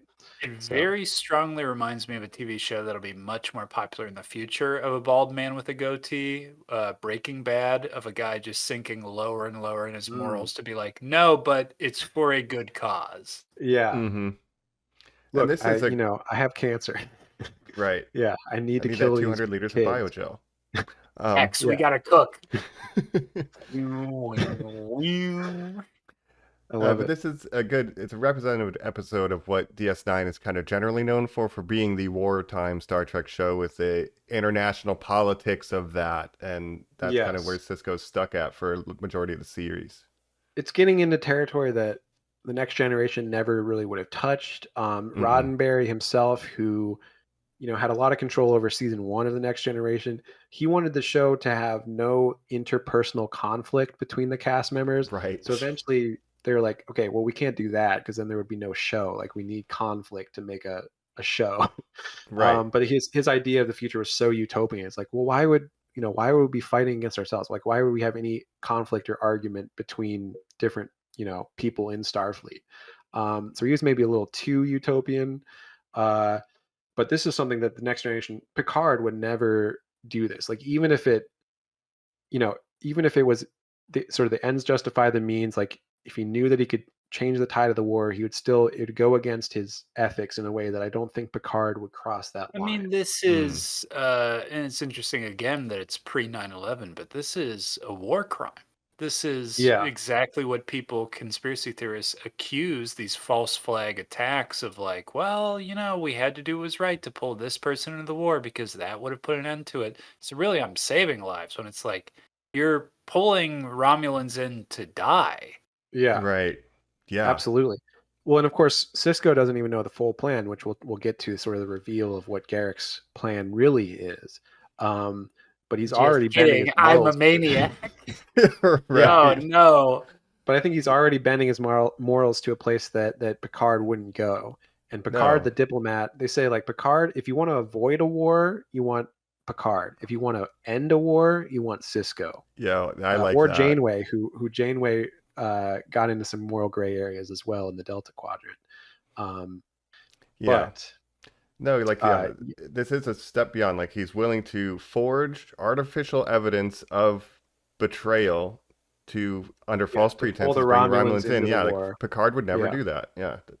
So Right. He would say, well, let's have a diplomatic meeting with the Romulans and try to convince them to join the war. he'd But roll a wouldn't 20 do on all this. persuasion, and that would Yeah. be it. That's how Picard does Right. it. And this fake recording is literally a holodeck conversation from the Jeffrey Combs character being like, And now we're going to attack the the Romulans. Dominions say the Romulans suck. Yeah, and the Cardassians are Good, like, well, good, why are it's we close. attacking? Yeah. So it's a meeting with the Cardassians and Weyoun, the who's a Vorta. So there's in the Dominion, you have the founders, the changelings, you have the Jem'Hadar, who are the basic soldiers, and you have the Vorta, who are the smarter than the Jem'Hadar. They kind of do the managerial stuff within the Mhm. army, I guess, and do anything that requires more than just being a soldier. Shoot gun. They got crazy ears and flat tops. Yeah.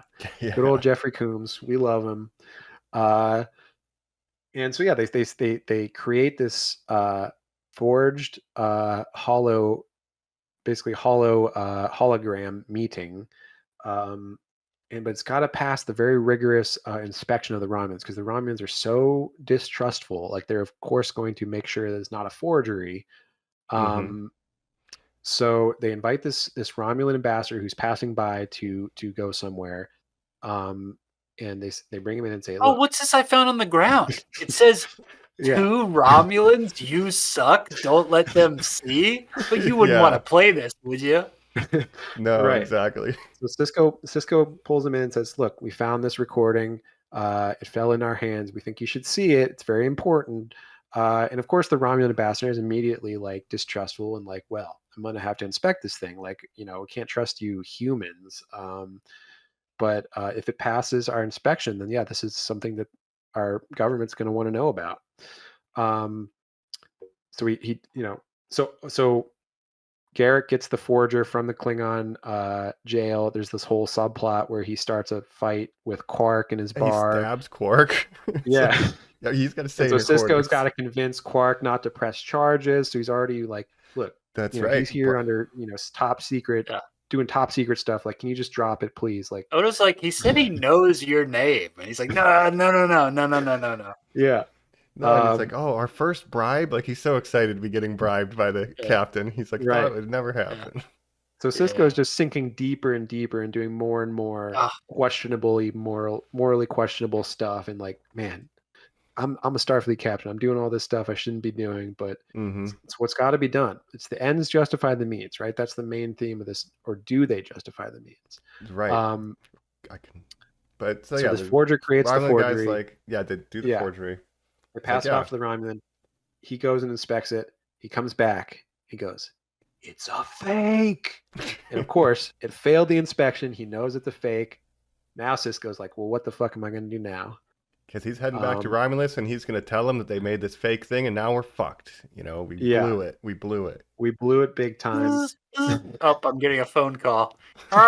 Cisco, we just got a report that the guy who read the thing blew up. See ya. He blew up on his way back to Romulus. His ship blew up. Oh, what a coincidence. And now Cisco's like, wait a minute. Okay, Garrick, get the fuck in here right now. Who, me? Yeah. Hands covered in bomb powder. Right. Yeah. This old thing, I don't know. So he confronts Garrick, and this is the big reveal. Of course, Garrick's plan the whole time. He knew the forgery was not going to pass inspection. And the only way to satisfyingly convince the Romulans of something going on is to blow up the Romulan ambassador before he comes back and make it look like the Dominion did it. And they've subsequently find this data rod in the wreckage of his ship. Who put that there? And it's just damaged enough so that they can't tell it's a fake. Oh, what a coincidence. So of course this was Garrick's plan the whole time, and now Cisco has really let this occur and gotten his hands bloody with the death of a Romulan senator on his hands now. And the forger. It was how it's and the also been forger killed in this who process. Garrick has sort of taken away and said, oh, don't worry about him. Yeah.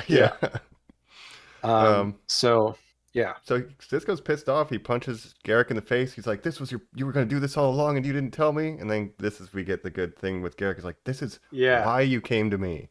This is why. And this is like in the last episode, Cisco gets that great monologue. In this one, Garrick gets a great monologue where it's like, look, you probably just ended the war and all it cost was one Romulan senator, one forger, and the self-respect of one Starfleet captain. This is when Cisco's like, you killed the forger, dude. And he's like, you gotta tie up the loose ends. Andy Robinson is so good in this because the look on his face is like, what are you, a fucking 10-year-old? What game do you think I'm playing here? Yeah. Yeah, and when he ends the whole thing with, and I consider that a bargain. I was like, damn, bro, you're not wrong. And then Cisco, who is very mad at first, but then later in his retelling, he's doing this log. He's like, you know what? I would do it again if I had the chance. I'd do everything the same because it was worth it.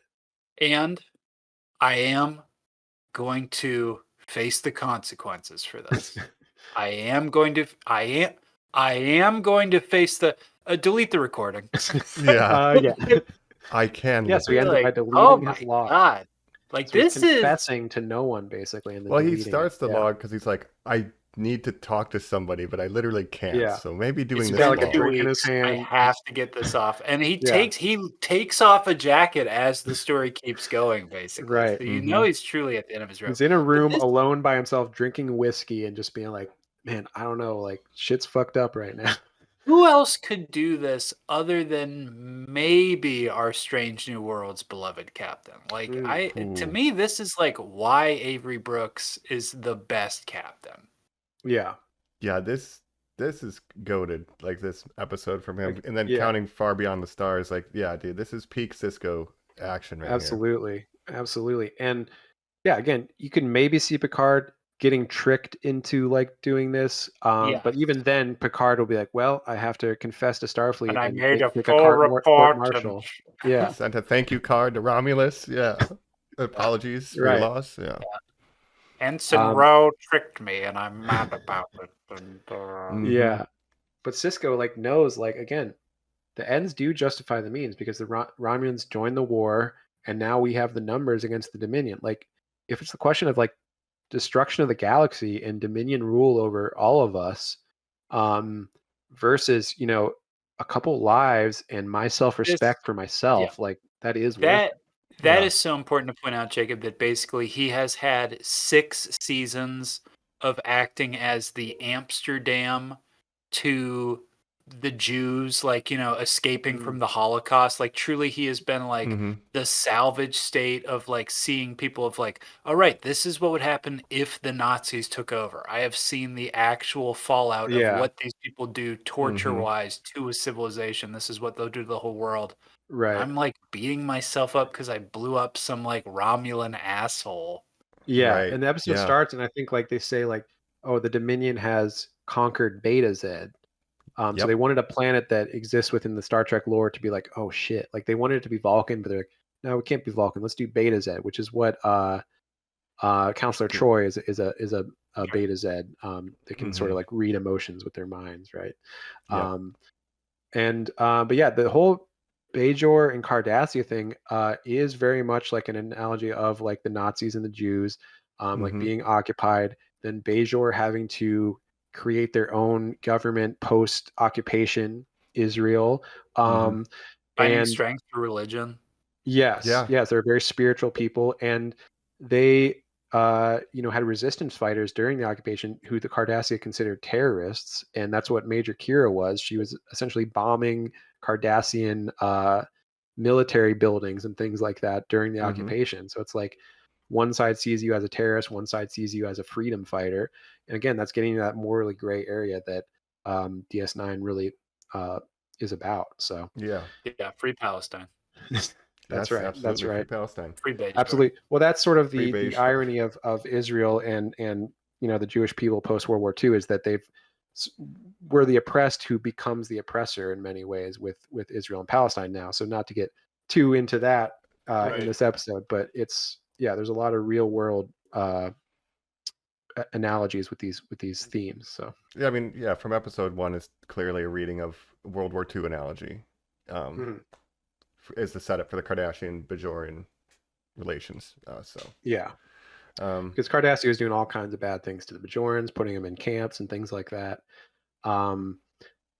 But this is about in the how Pale messy Moonlight. war is. Yes. Pale Moonlight. Yes, it's a Yes. messy business. Now, fun fact here: the name In the Pale Moonlight was Ronald D. Moore's idea to name it that, and he did get the name from Batman, the Joker's quote in the Batman movie, Have you ever 1989. danced with the devil? Wow, it's from that. But he thought that he did not realize that was an original saying from Batman. He thought that was like an old saying that the Joker used in the Batman. Wow. So, kind of funny reference there. Have Well, he you ever does danced dance with the devil. tailor? Yeah, exactly. Yeah. it's It's Cisco dancing with the devil, which is Garrick, I guess. Yeah. Getting into some questionable things, but yeah, that's In the Pale Moonlight. great episode. I like Garrick, like that whole end speech. It's like Cisco, even in the back of his mind, didn't even know he wanted Garrick to go that far. But like when he realizes that he actually was okay with it, when he comes around, when Garrick explains, like, look, dog, you did want this. You just didn't say it out completely how far you wanted to go, but you wanted this. Right. Actually, let's not go to ops. It's better if they don't see me. Yeah, dude. Yeah. So good. But I love Garrick. There's some other great episodes featuring him where it gets really into the morally grayness of it all. His relationship with Bashir.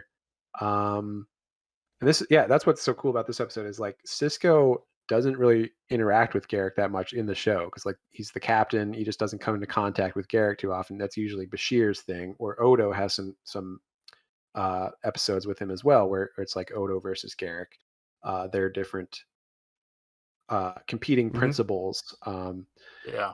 So this is the first Cisco Garrick episode, and I love it. So Yeah, it is good pretty scaled stuff. down. It's Cisco talking to the camera, Garrick and Cisco, and there's just a couple scenes with other actors playing. Yeah. Really, it's mostly those two. Yeah. It's wonderful. So that's another. So those are the 3 episodes that I would tell someone to watch if they wanted to get an idea of what DS9 is about. See if like they would like the show. Another one, if I was going to say a 4th one again, check out The Visitor. That really gets into the father-son relationship of Yeah. Ben Sisko and Jake Sisko. Really powerful stuff there.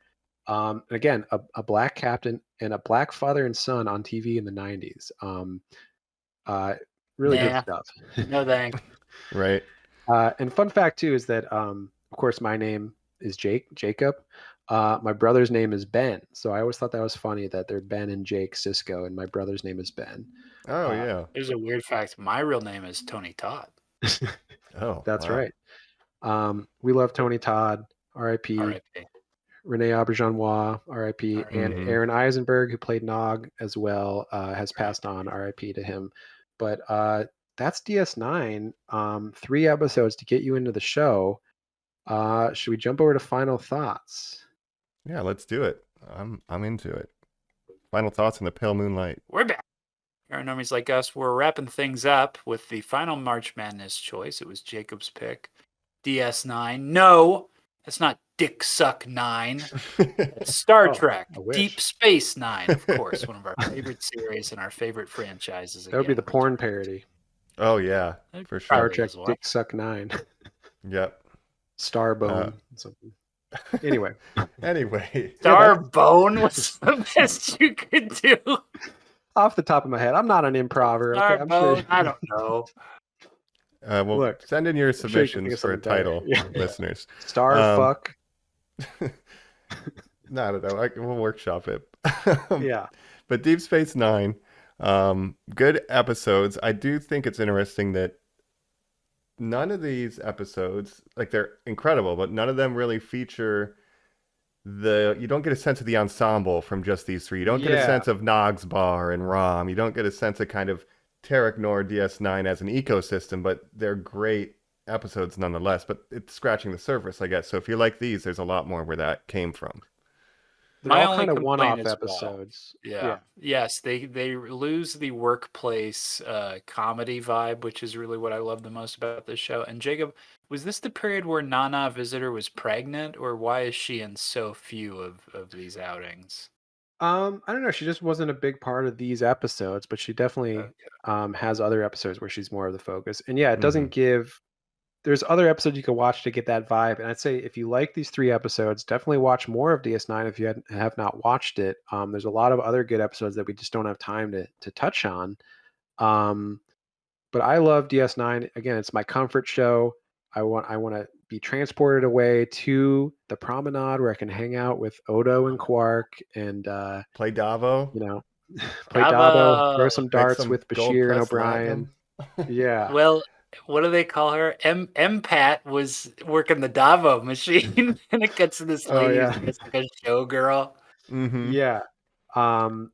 Rom meets his wife Lita, who's a Bajoran. She works as a Dabo girl and becomes his wife. So yeah, we see them in Lower Decks too. Oh, that's incredible. Yeah. Here's again, this is a show where on the promenade you'd have a Quark, a bar and gambling establishment on a Starfleet run station, which is just very not what Starfleet is kind of all about, but because of the scallions. Yeah, Mhm. because of the mixed leadership between the Starfleet and the Bajorans, the way this station is run is just very different from a lot of Star Trek that you might know, which is a little more on the straight and narrow. Well, it's one of my favorites. My sad confession is I've never finished Deep Space Nine. I've always been about 2 or 3 seasons short. And the power of this episode, Jacob, might be that this really pulled me back in. If I was smiling when I saw James Doohan, I was smiling when I saw every one of these characters going like, oh, it's my buddies, it's my pals. This is something I wanted to ask you, like, has these episodes convinced you to like go back and watch some more DS9 and get back into that world? I let a couple more play as I was done with it. And again, I think the strongest, season 1, famously of a lot of Star Trek shows, not the best. It takes some time to get into what's the vibe of the show, what's the relationship between the cast members. And Mhm. I think the peak of DS9, it's like Riker growing the beard, right? Famously in Next Generation, that's when she gets good, is Riker growing the Yes. beard. In this show, it's allowing Avery Brooks to shave his head and go Yes. from hair and no beard to like no goatee to shaved head and goatee. That's when Cisco becomes Cisco. And that's like season 4 through 6, I think, is the peak. Season 7's a little weaker to me because they write off Jadzia and it gets kind of Mhm. weird. But 4 through 6, the whole Dominion War arc is so good, and a lot of those best episodes come from those seasons, I think. Also, you have to have a taste for baseball. Yeah, he Right. loves baseball. I would say all Um, 3 of your episodes, they're like the 3 flavors of Deep Space Nine. You have some goofy, take you out to the Holosuite stuff, Bad News Bears. We yeah, have serious moral dramas and stuff too, and then you have and the then wartime important stuff. themes of Yeah. morally gray. So you got the morally gray, you got the important themes of racism and things, and then you have the more fun. Remember the original series episode? Or So 3, self-sealing stim bolts. Like, like yeah, just little goofs and gaff, and you have full Ferengi episodes that are just very yeah. silly. There's So a yeah. lot of Ferengi episodes, and I would definitely recommend checking some of Little those Green out for the Men would have lighter maybe been on side. my list. Little Green Yeah, Men, yeah. that's a Well, good did one. you guys notice that when you play Pale Moonlight, if you scroll to the bottom of Paramount Plus, where I watch these as they host pretty much all Star Trek content, it had a list called like Oh, like Best of essential DS9. episodes. Yeah, Essentially, there were about 10 I've noticed that episodes. too. And like All these are three of 3 the are all ones on you it. chose were on it. Yeah, Yeah, The and so was Visitor and Little some Green other Men. ones. Yeah, and Visitor Um, too. Wow. Way of the Warrior is a great one where Yeah. that's sort of the Klingons get written in because at first the the Klingons at one point side against the Federation with the Dominion, and the Cardassians side with the Federation. But then there's sort of a flip where the Klingons become allies with us again, and the Cardassians become allies with the Dominion. And that's when they write in Worf and a lot of the Klingon stuff in season 4. So definitely check that out. If you just watch season 4 through 6, that's really the prime of DS9. Yep. And there's a lot of normal one-off, more Star Trekky episodes where there's some mysterious disease on the station that they have to figure out that everyone's talking in different languages or something. Like there's still those Yeah. Next Generation type episodes as well. I want to Um, ask you too. Let's say we go around, we each pick one episode from the Next Generation if we were going to do this in that fashion. So Colin, if you had a selection for Next Gen, are you familiar with Well, all this? and I almost brought it up earlier during Beyond the Stars, in that the only other time we've seen a captain live this other life is that. the flute. Well, yeah. What's the The what's Inner the Light. The Inner Light. That's a great That's one. a good pick. Again, Great a very pull. Picard. It doesn't feature the rest of the cast. It's solely on Picard, but that's a great episode. Very similar. Jacob, what would you pick Yeah. then? Inner Light is a I'll do great the one. fingering. I think again I mentioned before what I consider the best Star Trek Next Generation movie, which is the Best of Both Worlds Part 1 and 2, which is the big Okay. Borg episode where Picard gets abducted, becomes Locutus. I am Locutus of Borg. Yes. Right. Wolf 359, which again ties into DS9 because we're introduced to Cisco in the pilot. His wife died in Wolf 359, and so he actually sort of has a vendetta against Picard because he's first saw Picard as Locutus overseeing this big Borg war. Mhm. Yeah. in combat. No, that's a good pick. I always go to So- Measure of a Man. That's a great one as well. But then Chain of Command, I think about. There are 4 lights, and we got Cardassians Yes. with Picard. I That's mean, a great that's one my too. favorite episode, maybe of Star Trek of all time. Yeah. Yeah. 4 lights. And Yeah. yeah, Cardassians in being introduced in Next Generation, as well as Bajorans, and getting expanded upon in DS9. So Mhm. we love it. Yeah. But yeah, thanks for picking these episodes. I think, yeah, DS9 is TNG is my favorite because I can just pick a random one and it makes sense. But Yeah. DS9 is You can do that a lot of it times fucks. with DS9 too. It's pretty Yeah. good. It's pretty good. Yeah, I like it. There's It's my guides second you can favorite look on. series. Right. Yeah, to me it's like 1A and 1B with True. DS9 and Next Generation. There are guides you can look at on the internet for Next Generation and the show and like Voyager and stuff, where it's like episode guides of saying which ones can you skip, which ones are essential, which ones are like just for fun. Yeah, Because of which one course there's has a lot that of Vegas singer? Vic, Yeah. whatever. Vic How dare Fontaine. Vic, We love him. Vic Vic Fontaine, how Fontaine. dare you? Sorry. I meant no Like Next disrespect. Generation has that too, where it's like you can pretty much skip all of season 1 of the Next Generation except for a Yeah. couple episodes, and you wouldn't lose anything really. You just lose the accidentally racist episode, right? Mhm. And the one with the Especially- Irish people. Oh yeah, Um, Space Irish. Still racist. Yeah. Yeah. Happy St. Patrick's Day. Happy St. Patrick's Happy Day. St. That's right. Patrick's Day. Happened today. I need to watch that episode now. Oh, no. Wait, the toy. Yeah. We're Space But- Irish. You can make You know, Synth as Hall. I'm of sorry. course, well, we got O'Brien, Chief O'Brien, one of my favorite characters, Cole Meany, Mhm. the great Irish actor. Just a union Um, man. He's a union. That's another great one. Rom starts a union at Quark's bar, Yes. where he's quoting Karl Marx and stuff. It's a great episode. It is a great episode. And that's what DX9 is all about. And I think that's what March Madness has been all about, is picking something that, you know, you want to talk about that's maybe gotten overlooked, that it's like, we can't find a time to talk about this, but it's something you've been into lately with Monster Hunter, Godzilla. You've been watching all those Godzilla movies, Mhm. Mike. I've been getting back into Star Trek. And again, with everything that's going on in the world and in our country, every time I look at the news, I'm like, if I could just escape to Star Trek where everything's great. I mean, obviously not everything's great in DS9. There's a big war going on, of course, but I'd still prefer that timeline to the one we're living in now.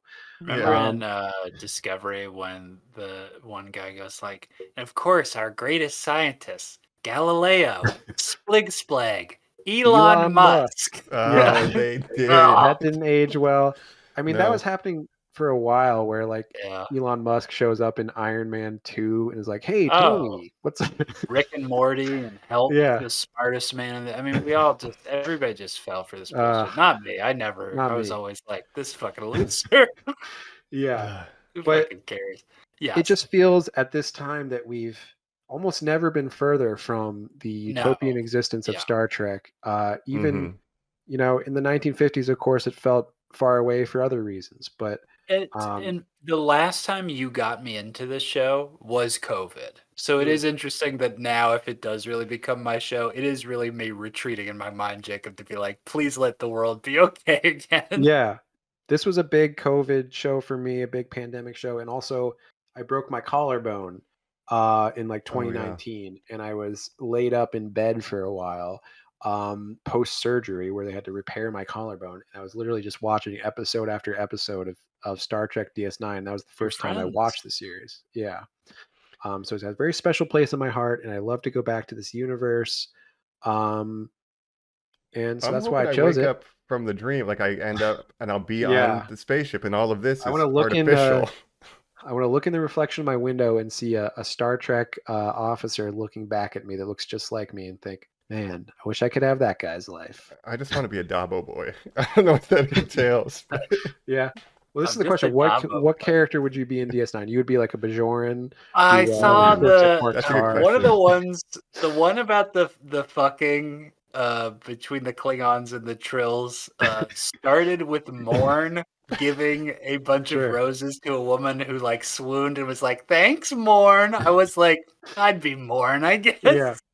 Morn is That's- great. A character that's a that never Murph speaks, reference but the to- joke is Yeah. that off screen he like never stops talking. Super He's trying to chatty, run the yeah. joke. that's right. He's sort of the Cheers norm reference. of Quark's bar. Yeah, he's Norm, he's yeah. Norm? No. Morn, Morn. everyone says when he comes in. I'd like to think I would be in Starfleet, but you actually have to be like really smart and capable to be in Starfleet. I don't know if I would pass the cut, but I would love to work like in engineering for Chief O'Brien and be like, I fixed those power conduits, Chief.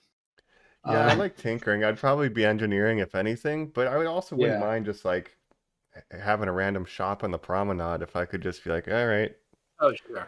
Yeah. yeah. be a I could see you with a civilian. little crinkle nose, Bajoran. Mm. Yeah, I've said it before. I would be a terrorist against the Trill. You hate the Trill. You think they These shouldn't exist. monsters. Yeah. Even if Terry Farrell, Jadzia Dax came up to you and said, "Colin, I love you," you'd say, "Get I away call from her me, dirty. disgusting." Dirty. Yeah. Are you saying dirty to me and pushing me down? Why are you hitting me? Don't touch me with your little insect fingers, you gross little. Ugh. Oh man, I'm pro Trill, but yeah, we can I'm still pro be Trill friends. too. Yeah. I'm not. I That's never will be. But but we're all that's pro DS9 at Star Trek least. DS9. That's That's right. right. A great Yeah. show. Yeah. Jake, you just said it so perfectly about this entire March Madness season and what it's been about. It has been so fun exploring. It's kind of my favorite season when we do these episodes. Next week, I'm going to call it Continued March Madness because I'm going to call this the listener's choice because I Wow. know in their hearts they want to hear us talk more about this beloved franchise Is of that ours. true? Mm. Yeah, coming back to something we have not talked about in a while, of course, but a returning show. We're talking Cobra Kai, the final season. Now that is a lie because of course it is actually 3 seasons as a Yes. final season. So again, we Five have given episodes you at a a little time. time here to watch this. Yes. How I close are believe. you, Jacob? Are you done yet? Oh boy. So of course the first 5 came out I think last July. I did not watch them. I said I'm going to wait until they all come out and then jump back into it. And so I have started watching it, and so I'm now somewhere in the second group of 5 episodes. I'm sort of in the middle of that. So I would say I'm about halfway done. Got to finish the rest of those before next week, though. And I'm getting back into it. It's been a while. I had to remember who all these different characters are. Evan. Yeah, Dev, Kenny. Huh? cast. Yeah. A lot of people on the show.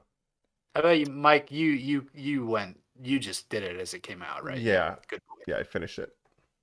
I was like, I'm not gonna watch 5 episodes and then wait 3 months and watch another 5. That's like an what I did. insane release schedule to me. Like Yeah, Netflix, it's what not. are you doing? I don't remember any of the first part and Yeah. most of the second. So I will be watching a Insane. refresh on YouTube. Remind me. But this is it. This is the final season. Cobra Kai. Daniel Russo will never come back. Definitely not in a movie Never. with Jackie Chan. to say, not the last time we will talk Karate Kid, though. It seems like. Yeah. So. Yep. I But guess yeah, not. I don't know. But that's next week, Cobra Kai, and then of course the week after that, we're doing our Peter Jackson's King Kong, going back to Andy Serkis playing an ape. That's right. We love it. and then that will kick off April again. We'll be right on the April. cusp. We're That's ending right. apes That's just in right. time for April. That's And where did we we started. start last April? I believe so. It's literally been a a year. Looked I think at that was it. the It bit. has literally been a year. So we need to have a conversation off pod. What we're going to do next, Normies, we will Yes. let you know that too. Coming up soon, but we've got those other episodes before that. And of course, as always, you can reach out to us at Normies_like_us, where we ask that you not only rate, review, subscribe to this podcast, but also write in and say, hey, here's my opinion on what you should cover. It should be X, Y, and Z. We'll listen to that. Mm-hmm. Yeah. And I'm excited to start our next long form series and whatever that may be. I'm always excited to do something new, and we'll have to figure out some more April episodes, maybe some things coming out, new releases. We'll have to see. So Yeah. stay tuned. A lot of good things coming up on Normies Like Us. And as always, we're your hosts. Live long Yeah. and prosper. This is Live Long and Prosper. This is Colin Dacian. Taylor, Mike. This is Dr. Jacobian Bashir. And he had sex with his grandmother right before this episode. That's right. Look, I might be my own grandfather. I don't know. We Oh, I can't almost take that forgot. chance. Yeah, we can't take that chance, Miles. I forgot my fun fact, but my fun fact was in the pale moonlight, he's drinking out of the Blade Runner whiskey glass. Same style. So just a little Okay. prop note for Yeah. you. Anyway, Wow. I love that. all right. Well, live long and prosper. Catch you next time. Catch you next time, Normies. Far And beyond the watch Deep stars. Space Nine. You'll love it. Live long and bye. Bye. Bye.